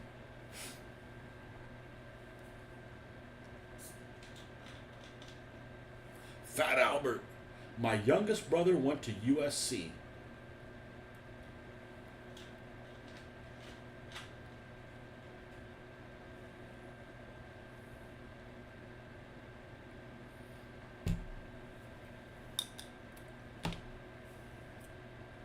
What are they? Aren't they Trojans? Trojans that actually look like Spartans. People need to get their soldiery correct before they start creating mascots.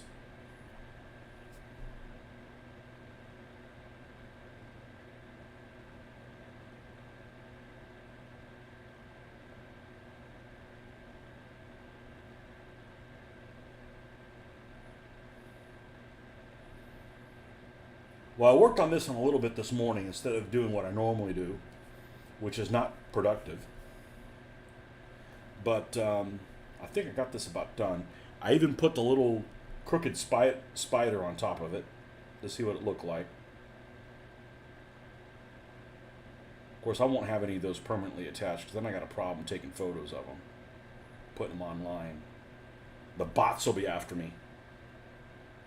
They won't be after me. They'll cause problems.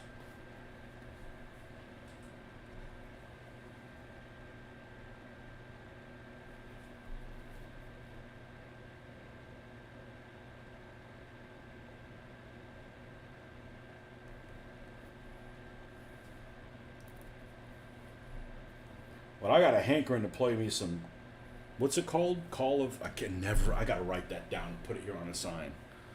Gates of Hell Ostfront. I play a little bit and be like, oh, this is why I don't play it anymore. I ended up getting like the US expansion to it and just like never playing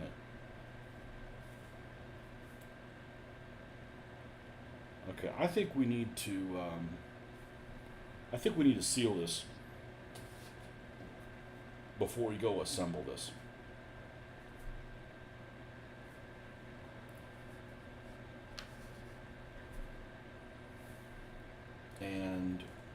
I don't think I can do that online. I don't think I can do that online. I don't want to bring you guys with me. I got to bring the computer and everything. So that'll wait. I'll probably do that after this show's over. I know Chad's chomping at the bit to see what this thing looks like, and I am too. I am also. Oh, USC, University of South Carolina. It's like University of South Carolina. University of South California.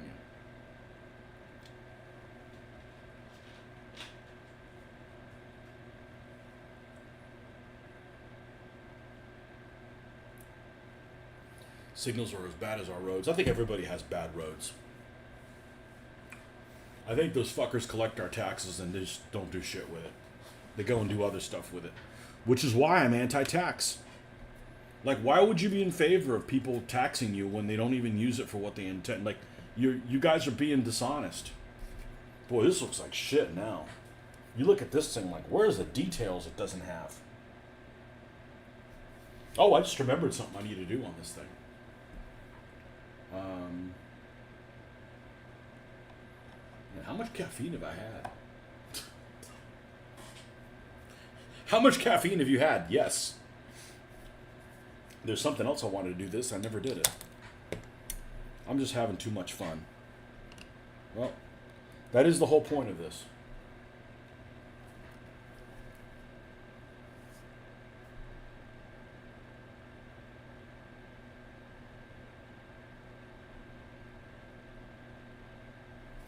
So I actually would have ordered something had I not looked at the price tag. I looked at the price tag and I'm like, yeah, I don't need that right now. I'll pick it up from the shop in Tampa when I go by there. And besides, it's going to send me in the other direction. But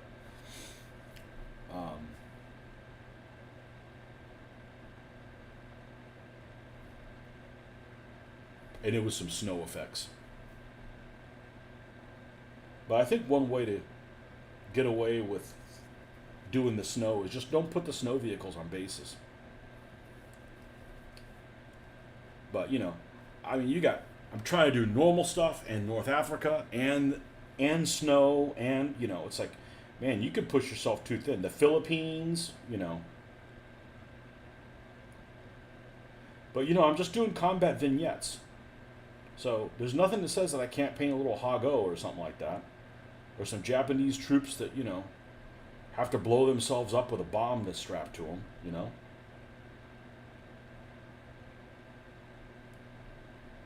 That's the whole point in playing in this scale, is it's really small bites. It's not like, well, I got another 12 stands to do and it's going to take another 6 months to get this project complete.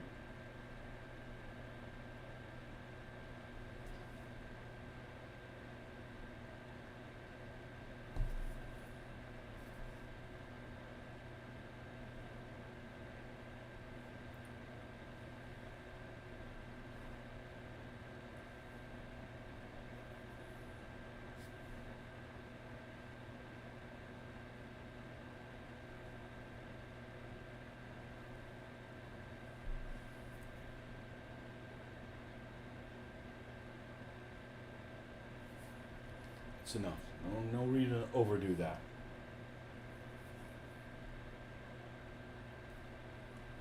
And what I'm really lazy about is putting equipment on here. Like making a decision of like what equipment I want to put on here. I usually just don't make the decision.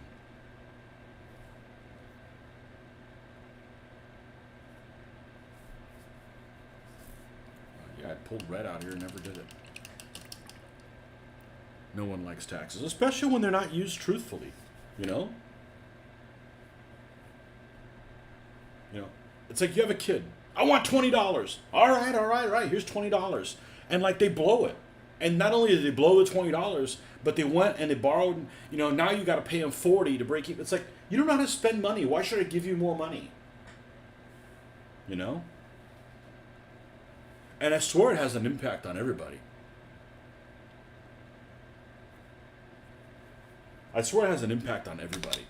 You know, you find out, oh, the government is collecting $10 and spending $20. Well, fuck it, I'm gonna do that too. And the next thing you know, it's a bad example.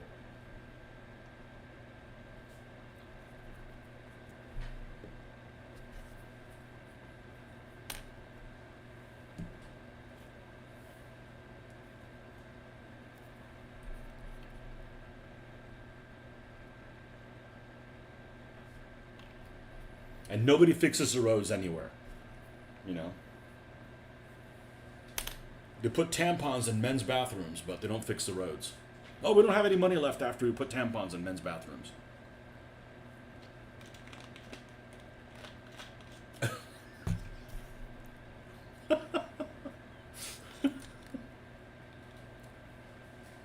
Without getting political, the government has no incentive to use the money wisely because it's not theirs. Yeah, without getting political. That goes for everybody, you know, like I'm I'm not a fan of being told what to do, and certainly people, you know, like misusing, you know, the money, like it's, you know, it has other repercussions, so.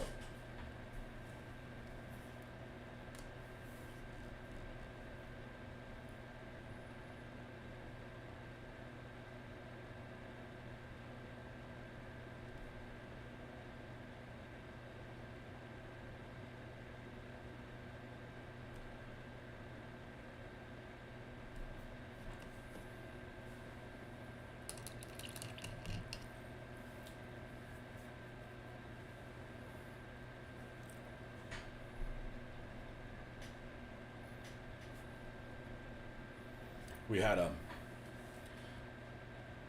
my daughter came up for about 9 days, and she brought her roommate with her, and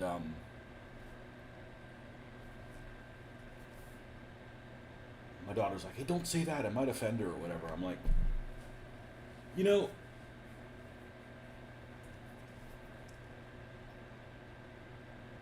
it's one thing. What I told her is like, look, listen, I'm not going to keep my mouth shut about certain things if she's going to run her mouth about the same things, you know, like I don't really try to get other people to convert to my way of thinking because it's kind of like pointless. But I'm not going to stay quiet when, and then they're not. It doesn't work that way. So we were in the car and we were talking about the draft. They were talking about the draft. I'm just driving. And this other girl said something like, "I'm not in favor of it. It's about time that we just out of the blue. I'm not in favor of women being drafted. It's one we should get the patriarchy to work in our favor for once." And I'm like, what the fuck? I mean, I'm like, what kind of vocabulary is that? The patriarchy.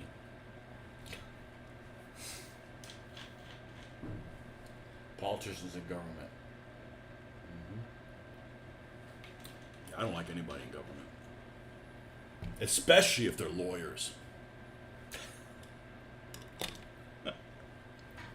You know, because they'll do anything. They'll say anything for a coin. That's the problem. It's not that they're lawyers. It's just that, you know. Oh well. Oh, you're gonna pay me? Yeah. Okay. You're not guilty. I just couldn't do that. Nope. Sorry, dude. We're hanging you. But you're representing me. Yeah. Well, I already tied a noose for you because you did it.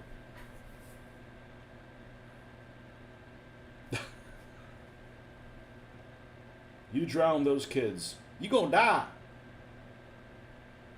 See, I speak Southern. You gonna die.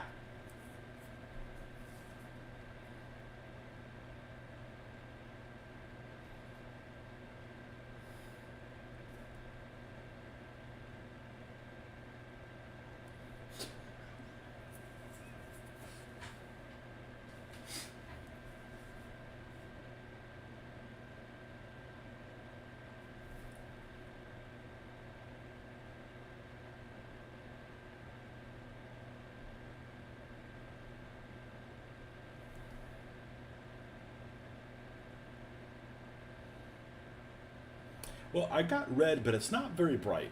It's just enough. Just enough. Now, I gotta check out, there's this one pipe that's running from there to there. I need to see if that's a rustifiable area.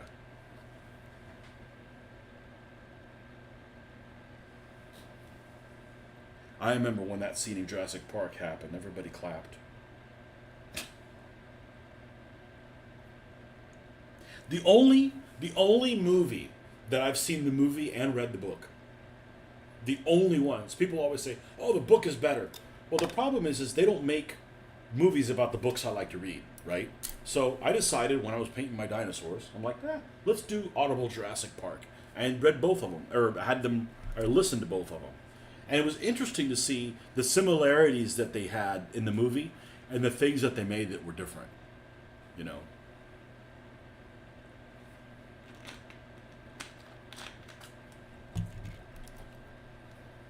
I would have I would have loved to have seen that movie when I was like 8 years old or 7 or something like that.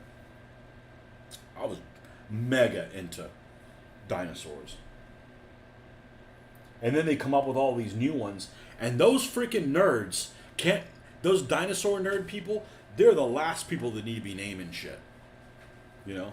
Well, it's like a raptor, but it's big, and we found it in Utah, so we'll call it Utah Raptor. Like, you like failed advertising, man. Get the fuck out of here.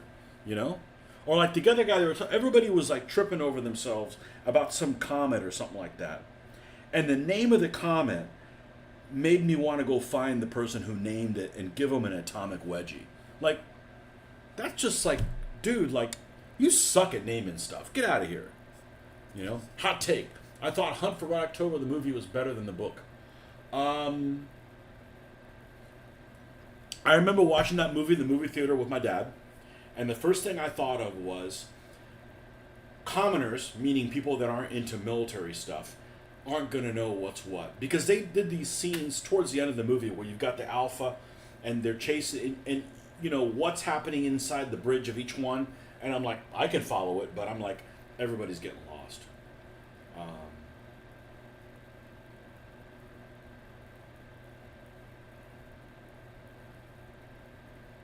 Yeah, I'm glad that he never tried to make, what's the counter-terrorist one? Rainbow Six. I'm glad they never made a Rainbow Six movie. They just fuck it up.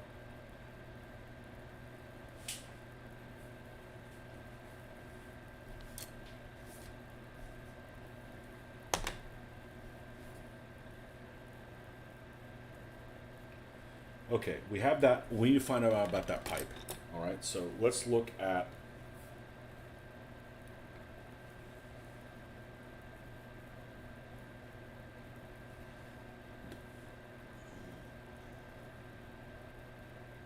And all of this stuff, if I find something different, I can repaint that one part. You know, it's not like it's the end of the world or anything.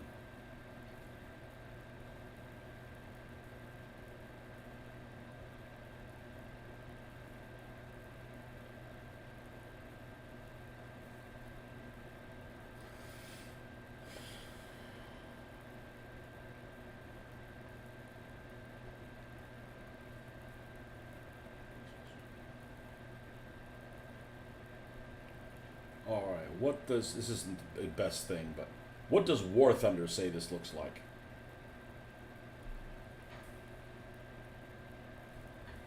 Says that's rusty-ish. Okay. I mean, I think it should be.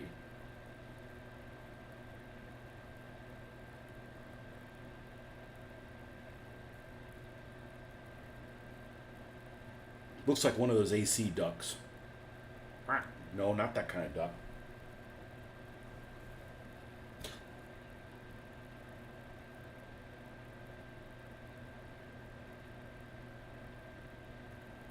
I'm gonna paint it rusty, or at least this corrugated like part. That'll add a little pop of color in there.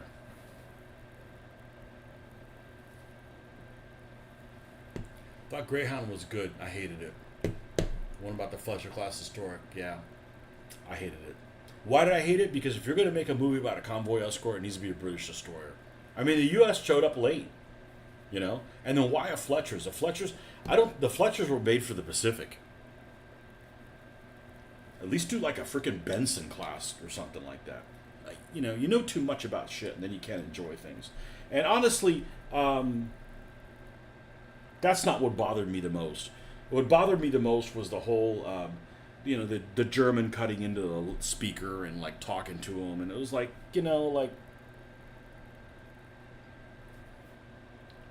I like Tom Hanks stuff. It's good. Tom Hanks being in something is a selling point for me. Not like, oh, him again.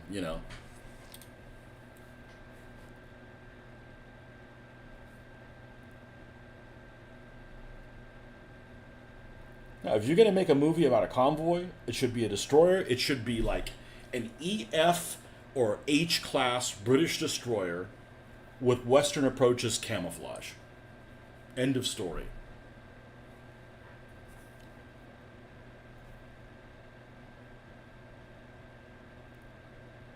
Got the Is that the movie that had the really good mock-up of like the British cruiser?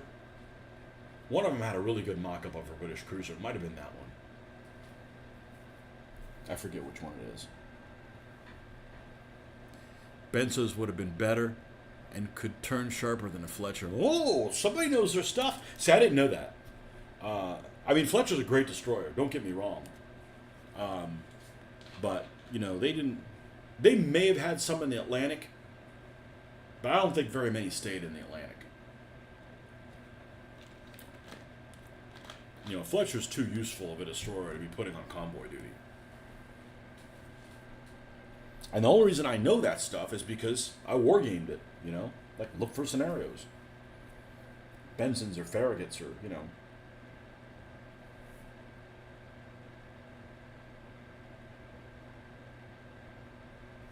Well, at least they're doing World War II. At least it's better than U-571. I know that's hard to do, to make a movie better than U-571. A movie that I never finished watching because it was so bad.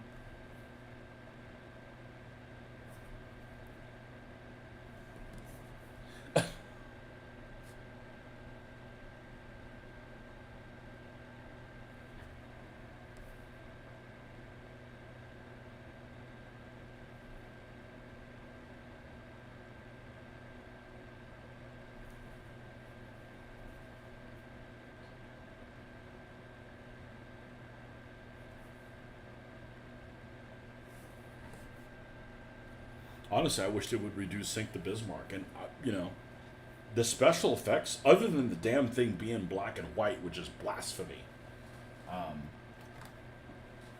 thought it was pretty decent. You know, the ships looked like the ships they were supposed to be. Gridleys wouldn't have been bad either. That's right. Fletchers were too long for the knuckle effect to allow a tighter turn. They were built for speed. Yeah, 38 knotters. Hey, we were just talking about that. Yeah, I agree. I thought it was pretty good. You know, the used ship models. I actually like using freaking models for the special effects. First of all, I grew up with them. Second of all, you know, like if you have like a monster that's in a movie and hey, somebody has a toy that was made to pretend to be alive. Now, the old Midway movie's on. I hated the new Midway movie, and my daughter didn't like it either. So I really want to watch them both back to back. I remember liking the original one. Maybe it's too dated. I have a feeling I'd probably like it okay. I mean, Tora, I saw relatively recently, and I thought was pretty good. Family is almost go. Family is almost home, so I must go. Hurry before they find out you've been watching me. Remember, they know my voice.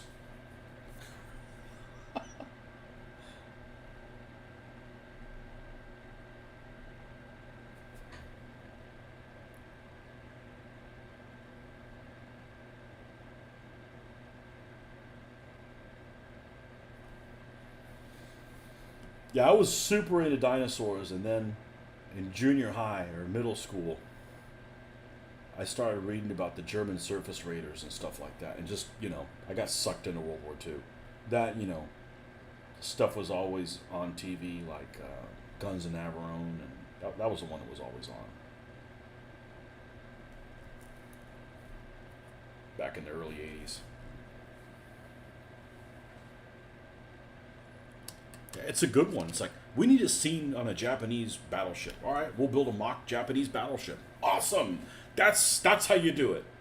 I could get behind that, you know?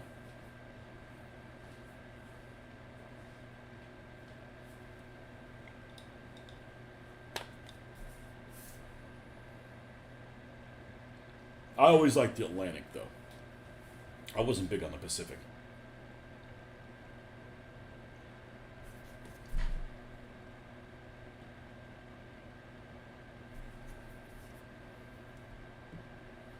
Where is? No, ooh, this is a second generation Nolan oil. We got to be careful with that. Any Below is still your all-time favorite. Is that the one with Mitchum and I don't like Robert Mitchum. Sorry, dude. I can't like everybody. This is the part where you say, well, you can like somebody.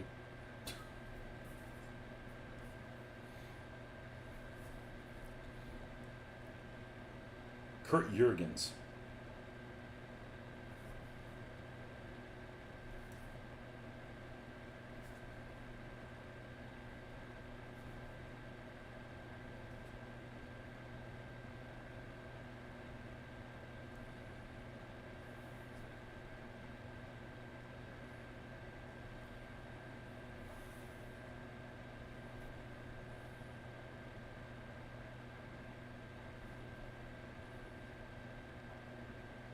Yeah, I got really fond memories of ship stuff. As long as it's World War One or World War Two. I like those World War One German battle cruisers. They're badass looking, especially Seidlitz.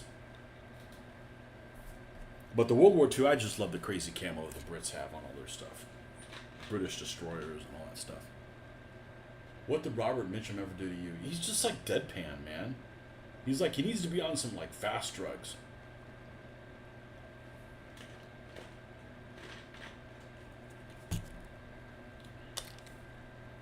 Mitch don't like him either. I know, you're going to say, who the hell's Mitch? Damn it, you should have watched the Now, should I glue before I seal? I think so. I think so. Because I don't think there's anything. First of all, it's not shiny. Let's do that. I don't want to make this even thicker, and then it's hard to get these things glued on. So let's check for fit first. And this is probably how I'm going to do the rest of the 3D vehicles. I'm going to paint and then assemble, because they have so many awesome details that I'd hate for them to be missing some of it because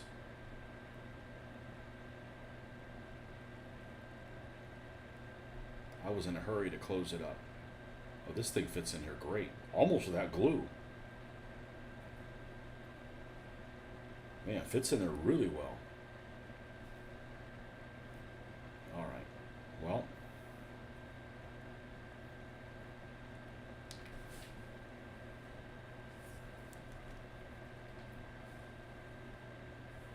Where is the slow boat glue? And let's get my applicator. Kelly's Heroes up there too. Oh no. Now, I've only watched the movie one time. Okay, I watched the movie around 1992, maybe 1993, and hated it. And I like all the actors that are in it. So it's got nothing to do with the actors. I just don't like the hippie vibe of it. And I don't like that German actor with a weird, keep him away from kids' lips. But I like all the actors in Kelly's Heroes. But I've only seen it one time, and I'm willing to give it another shot.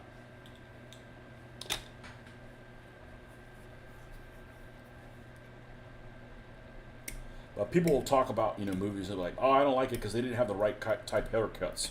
Well, I mean, I think the vibe is worse than that. And it's funny because Mitch doesn't like that movie either. But it is a favorite, man. Everybody loves that movie. Knock it off of them negative waves. Yeah, go smoke another bowl there, hippie boy.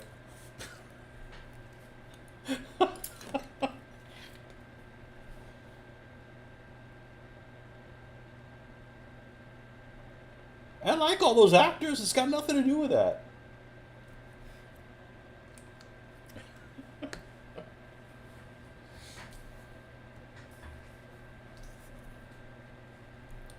Well, I really want to mess with the snow because I've got this King Tiger I'm sitting on. I built it. It's an Eschi model. And I got a tank commander. It looks just like old Robert Shaw, old Hessler. So I'd like to do a Battle of the Bulge or a Budapest King Tiger. It's going to have some kind of vestiges of snow camouflage on it. And I think I'll be able to pull it off.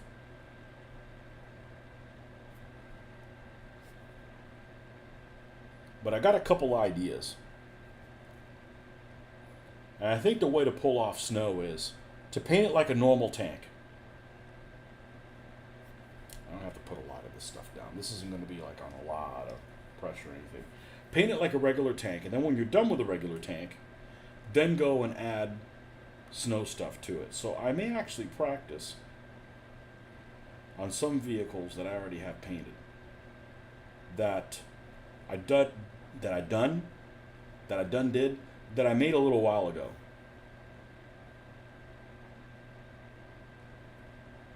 So, because I'm all in favor of learning new stuff, you know, at my own pace.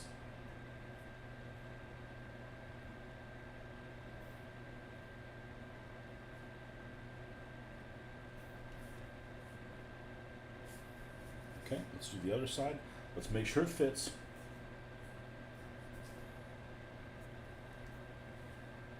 I think Clint Eastwood is the last one still alive from the original. Really?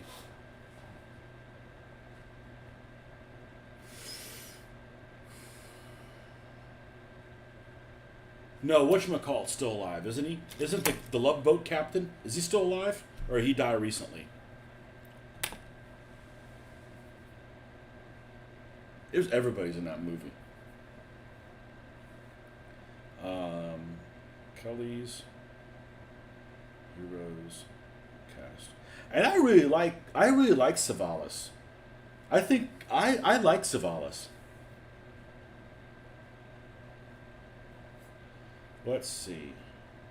Gavin McLeod, is he still alive? Nope. Nope. He died in 2021. I'm sure there's somebody on the cast still around, but the main guys, yeah.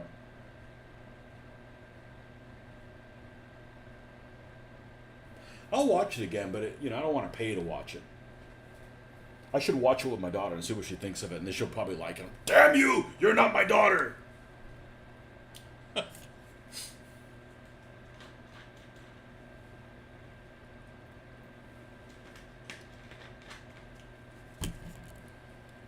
All right.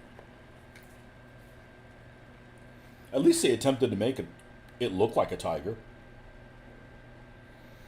The Russians are the best ones at doing stuff like that. They'll either use an actual vehicle or damn near one that looks just like it, and I value that a lot. Now, their plots are terrible, and they're like, oh, everything was great in Soviet Union, we were just holding hands, and then the Nazis came. Oh, I'm sorry, they call them fascists. No, this is fascist.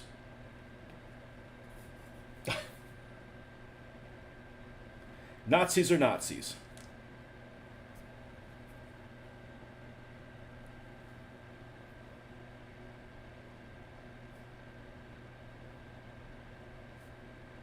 Fascisti. Or whatever the hell they're called.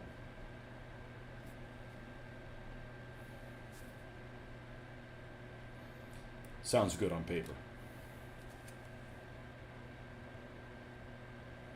I'm not going to glue the ones at the top. The return road. This doesn't need that many. This doesn't need that much glue.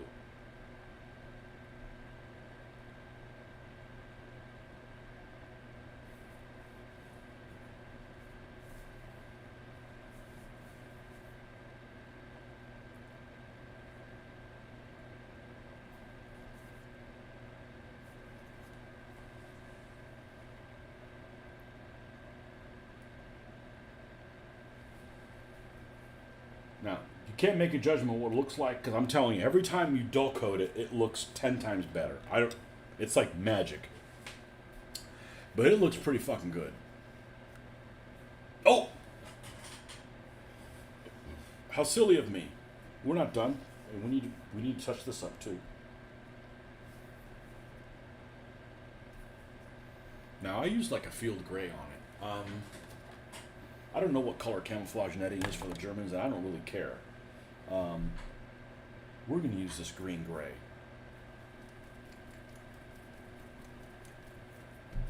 It's different enough from that. I want it to have a little bit of a green hue to it.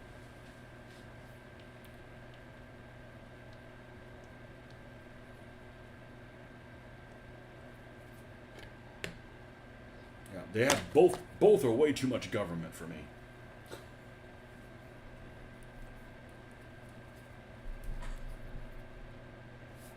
Ooh, this might be a little too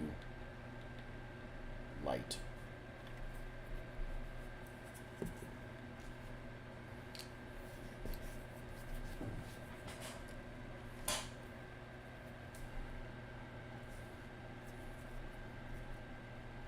Or not.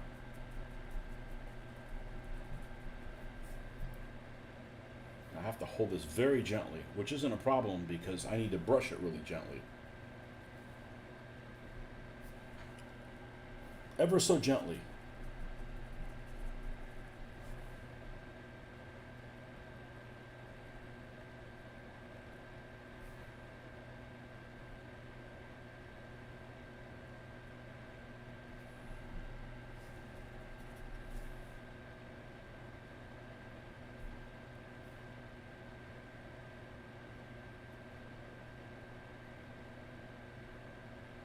This is actually one of the most amazing things is this little net. And it sounds crazy, but pretty freaking cool. Yeah, we're on the right track. So is there a little bit of white here? Yeah, let's lighten this color just a wee tad. And just do some mild highlighting. I think I can get away with leaving it on here. I think we're going to go really light. It's not going to go all the way through. We just want these little folds to stand out.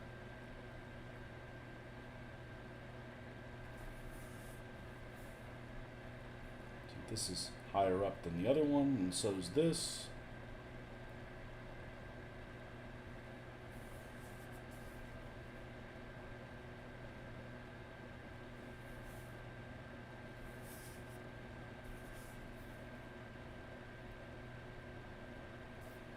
Never painted a camouflage net, but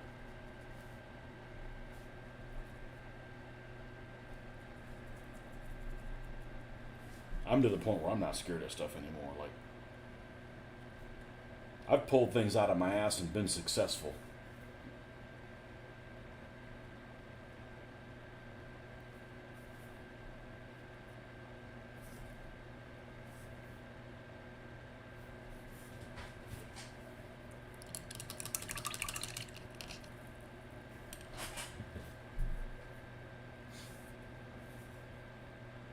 You know, and there's some tools and stuff back here that I can put on there. As a matter of fact, I can probably go ahead and glue these little things in here, and then just seal them all at once because this is never not going to have the chair in it.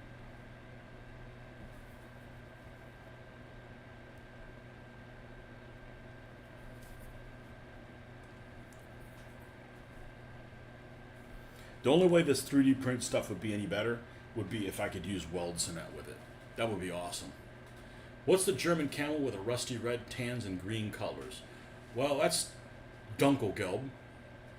Both pretty shitty at governance. Yeah, exactly. Well, it's a buddy system, you know?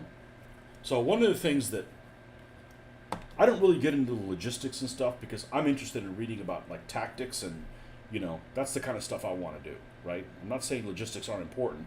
I'm just not interested in reading about stuff on that level. But I was reading this book on the Eastern Front about the drive to Moscow. And one of the things I didn't know about is basically they entrusted like the supply. This guy was one of these buddies, and I don't remember what his name is, but some guy you never heard of before. He was the guy that was in charge of like making sure that they got enough trains. And like, okay, well listen, we need to have at least, and I'm pulling numbers out of my ass, we need to have at least 50 trains that ran each day to supply everything on the Eastern Front. Or maybe in one army group or whatever. He's like, yeah, I got that. I got it. And then when the guy organized it together, you know, he told a guy to do it and somebody else did it and everybody was dropping the ball. He went from like instead of them getting 50 trucks a day, 50 loads a day, they got 4. I mean, it was like it's a dramatic difference. It was even less than 10%. Like it's amazing that the Germans got as far as they did due to the incompetence that was exhibited by some of these people. And the guy like didn't get executed or anything. Like he kept his job for a while. So whoever he was the train Führer or whatever, but he was like a total incompetent twat, you know. U.S. and GB tank camo schemes to be lame and lacking in variety. Well, the U.S., yes, the British have some pretty. The British have, as I like to say, they like taking an American kid and making it look better, you know. But you can find examples that are interesting, and I try to paint those because that's why the Germans are. Everybody's like, oh, why is German stuff really popular? Because their stuff looks cool. People aren't building Germans because they're white supremacists. They're building German because their stuff looks cool. You know, when they were in action and...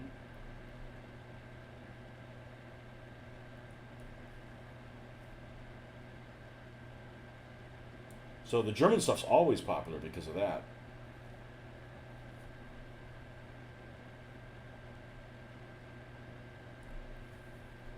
Okay. We can get in there with a spray. We don't have to have that much in those places. What's this? This is paint? All right, we would rinse that off. All right, next one. I better look at the parts explosion on this thing, or we're going to get something in the wrong place. And that would be a shame to get this far and not do a stellar job. So we're going to go to Iron Horse Collectibles. Okay, and we're going to go to the Coulon models, Germany, and this is the Panzerjäger one. Not Jagdpanzer, Panzerjäger. Panzerjäger is usually very lightly armed. Jagdpanzer is very heavily armed.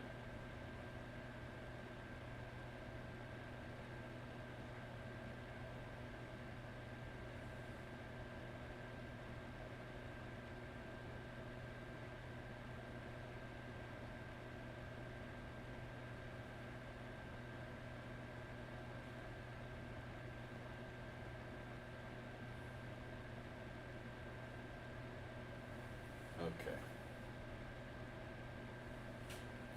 So this one is at an angle.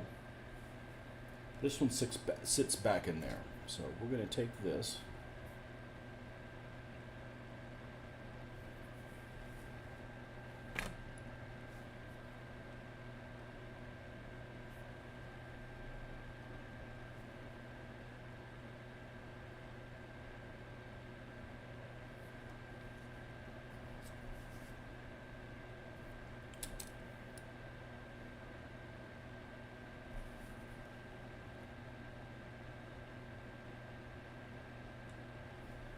So, you know, the Germans had some people that were really prepared, really at the top of their game, that were really good at what they did. And they had some people that were just complete morons and shouldn't have been there. Well, you know, there's morons everywhere, but I'm just saying that, you know, it's a good thing. I mean, you know, but there was a lot of guys. You'd think that, you know, Nazi Germany wouldn't have put up with that. Like, if you fucked up, like, they'd execute you. But no, not if you know somebody.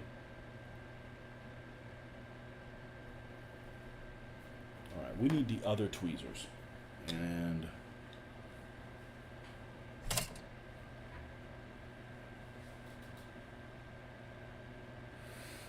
hey, what's up, Neil? So much for German efficiency. Well, it is for certain things and it isn't for other things.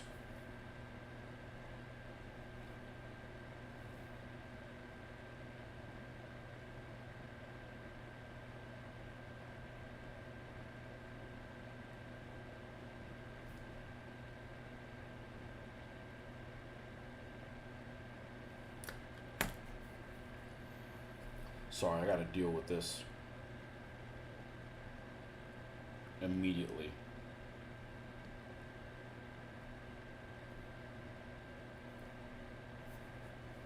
Okay. I've been told USA design is function over form. I don't know, but the Brits did make things better both in function and forms. Hats off to them. The Brits did great when they had their back up against the wall. You know, the German and Soviet railway gauges are different, so they had to redo the tracks. Yep. Ironically, the scorched earth tactics may have done them a small favor since the Germans would just rebuild the railroads anyway. Even today, they use coaches that can be lifted and bogies changed. Yeah. Well, I'm actually not one that I don't actually think Shermans are unattractive. And if there's something that's unattractive, the most unattractive thing about the Sherman is the bogies. They're not a very cute looking design, but you know, that doesn't matter. I love my Shermans, you know, especially since people are like, they're just Shermans. I'm like, okay, well, you can make them look cool. You don't have to, like, you know, make them all green and not give them any personality. Like, freaking give them names. I've already come up with some Shermans I haven't got yet, and what they're going to be named. No, I'm not going to spoil it for you. They're coming. But honestly, just about every vehicle is pretty cool. Except those ducks. I hate those things. Those things are ugly as shit. Look like a bad pair of galoshes. And the German equivalent is those damn RSOs with the... I got one of them. God, that thing's ugly as sin. The only reason I got it is it came in a eBay auction with some other stuff. Put this back in the corner over here. Don't even think about fucking up.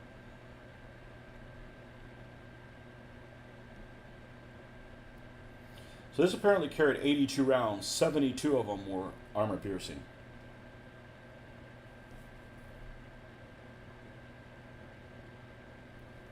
Hopefully that stays in place. And then the other one, the remaining box, is over here.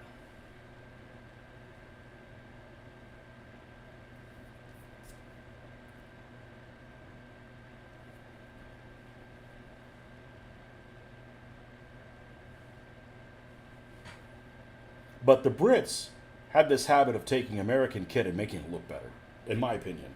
Everything they touched was better. The Grant's better looking than a Lee. Their Shermans look better.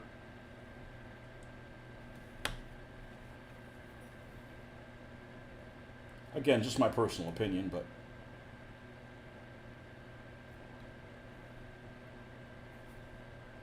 I just don't like Lend-Lease stuff being used by the Soviets. I'm not going to do that. I don't do captured vehicles, and I don't do Soviet Lend-Lease stuff. Although I do have a white... I will break the rule for the white scout car that they have. Okay, so here's the bins. I have a feeling like this one's just not going to stay where it's supposed to be.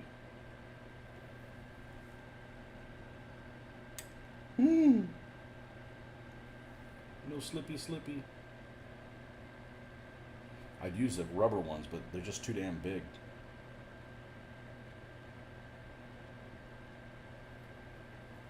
Okay.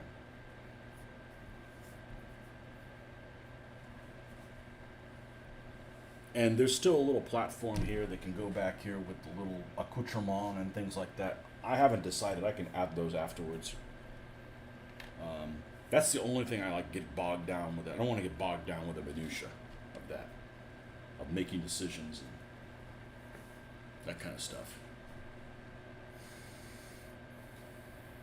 I don't dislike the Sherman, but I think American light tanks are beautiful. Well, except for the M2A2 with the double turrets. Fugly as sin.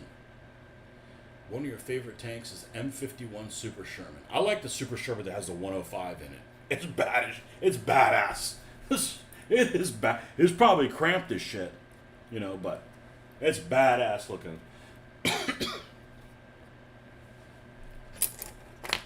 I like all the Shermans.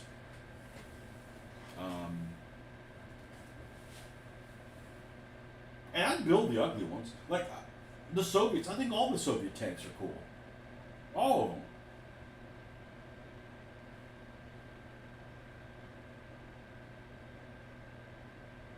Yeah, there's the kids. Honeys, man. Honeys are awesome. Honeys are awesome. Just wait till I do honeys.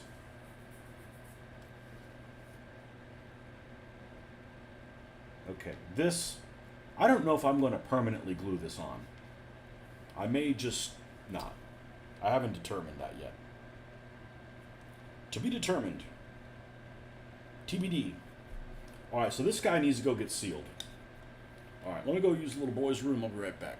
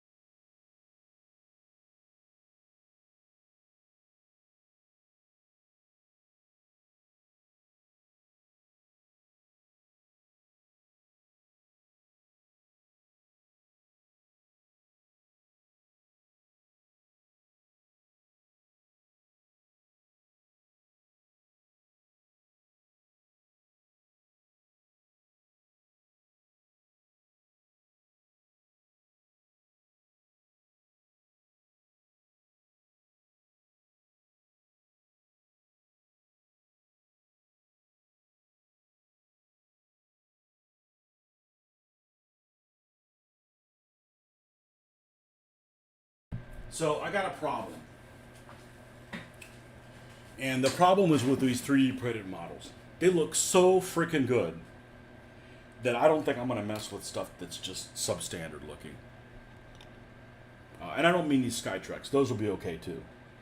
But like those, I got a couple vehicles by that I picked up at a for a bargain from BP Cast. I'm not messing with them. They're not worth my time. You know, they're not worth my time messing with them. So maybe I'll turn them into Rex or something like that.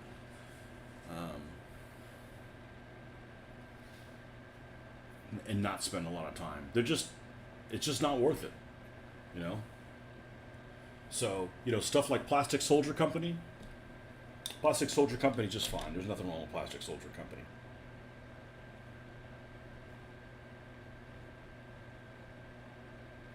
Speaking of Plastic Soldier Company.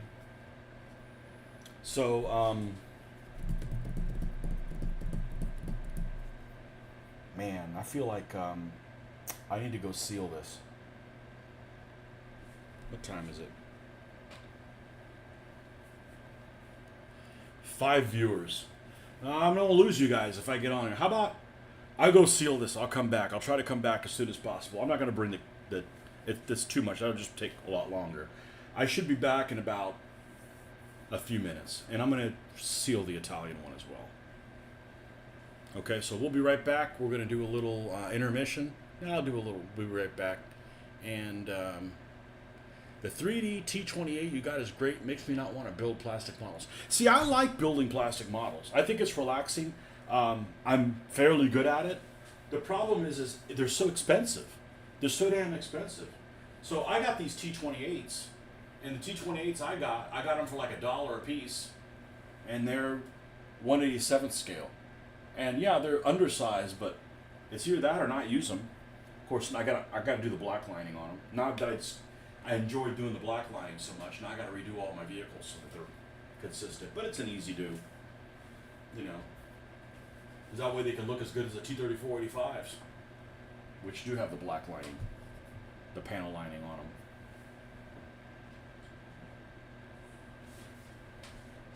Just that little bit of contrast. It's therapeutic. Yeah, it takes a while, but whatever. I'll probably do them as I need to use them for scenarios. So, anyhow, so I'm going to go and I'm going to spray these 2 vehicles. Hopefully not fuck them up. And, I don't have markings on this M1139.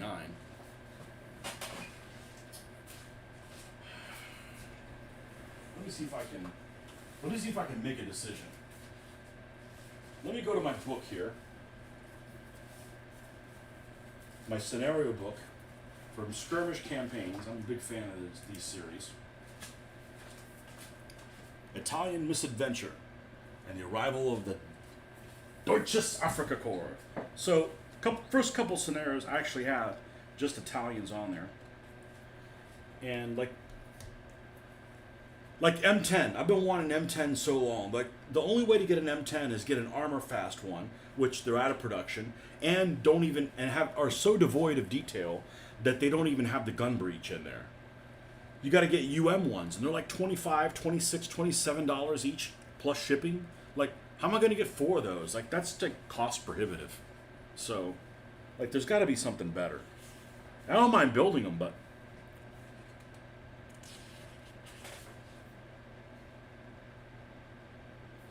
okay, there's none there. Okay, how far I pass? Game, I believe they're in here. I want to know what unit they are. Elements of the First Black Shirt Division. And okay, it doesn't tell you what it is there. It doesn't tell you what company. I'm probably not going to be able to find what company. So what I was thinking, if I can't figure out what they are, then I'm going to end up doing the light blue. Remnants of the 10th Army. Okay, well that's vague as shit.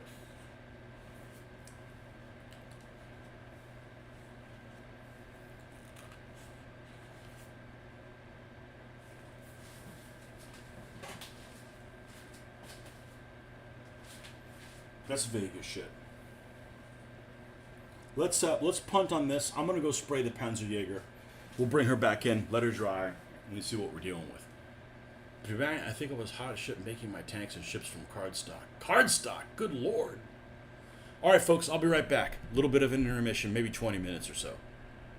Be right back.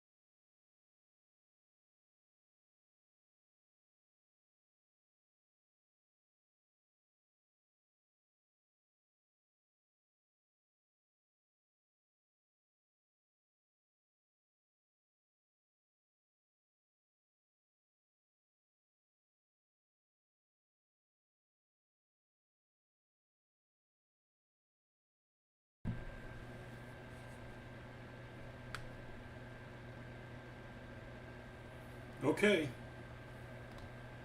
Intermission's over. When to go spray these vehicles.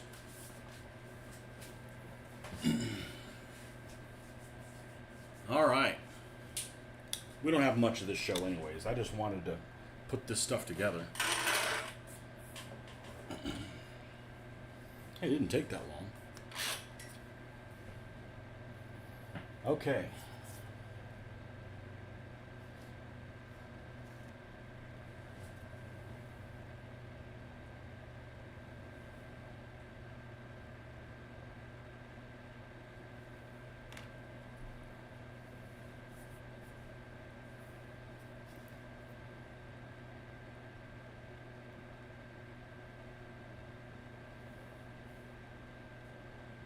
This is delicate, but man, I don't know that it's any more delicate than a plastic model. I'd say it's probably less delicate than a plastic model.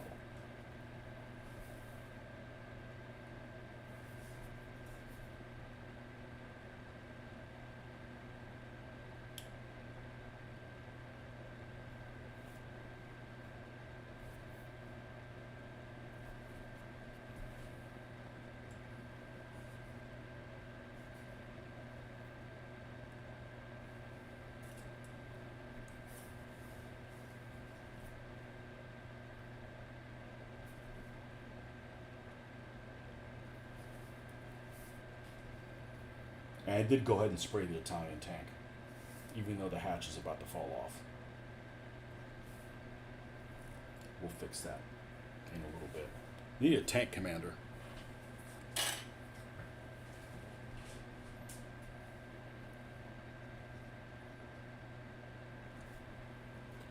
Let's put some of this stuff on here.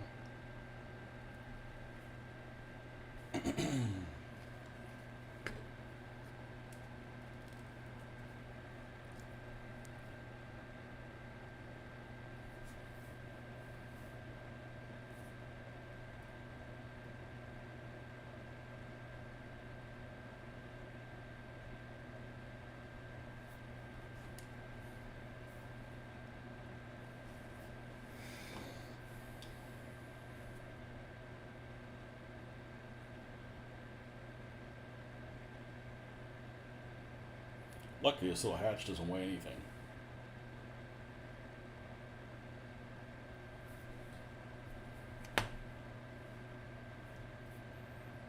So the only thing is we do need to come up with markings for the M1139. I keep wanting M13. M113.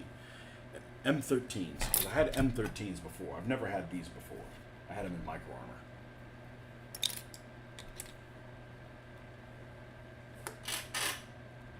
Anyhow.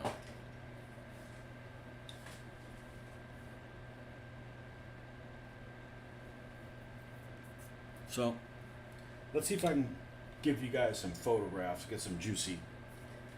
Even though I'm the world's worst photographer. I know, I watch videos. Hey, you should watch videos on how to take photographs. People take photographs, don't watch videos on how to paint tanks, so fuck them.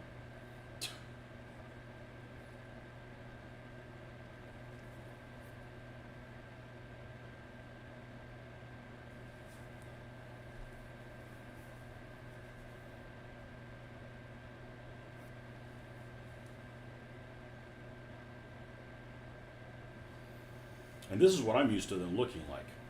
Because, I mean, I'm painting in good light. Really good light. Not buying that. Well, it don't look... Your tanks look pretty dark. Well, we're playing in shitty light. Playing in shitty light, dude. Alright, now let's cut these pictures up a little bit.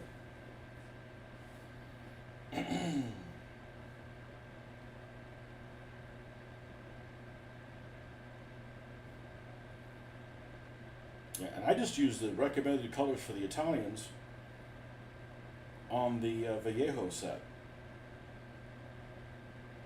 And I'm really happy with that color selection that they gave me. That's that green ochre.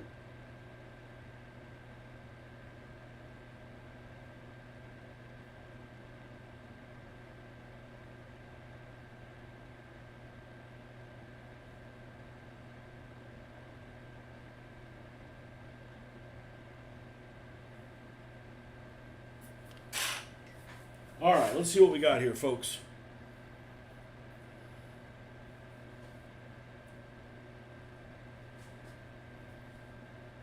Did we need to, what I usually do is just do an auto.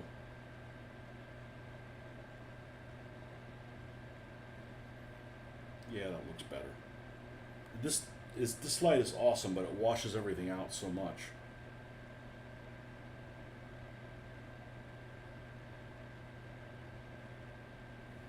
This is what they would actually look a little bit more like in natural light. Natural light's the best thing to take photographs of them in. All I do is just auto. I don't super tinker with it or anything.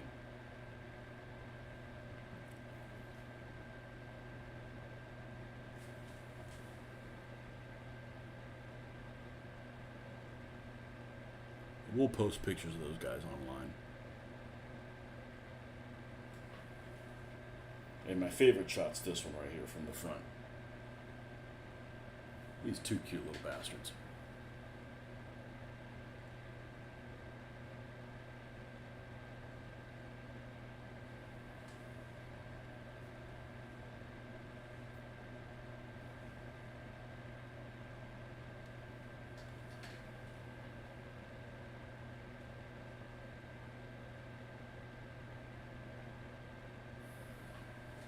So, pretty happy with that.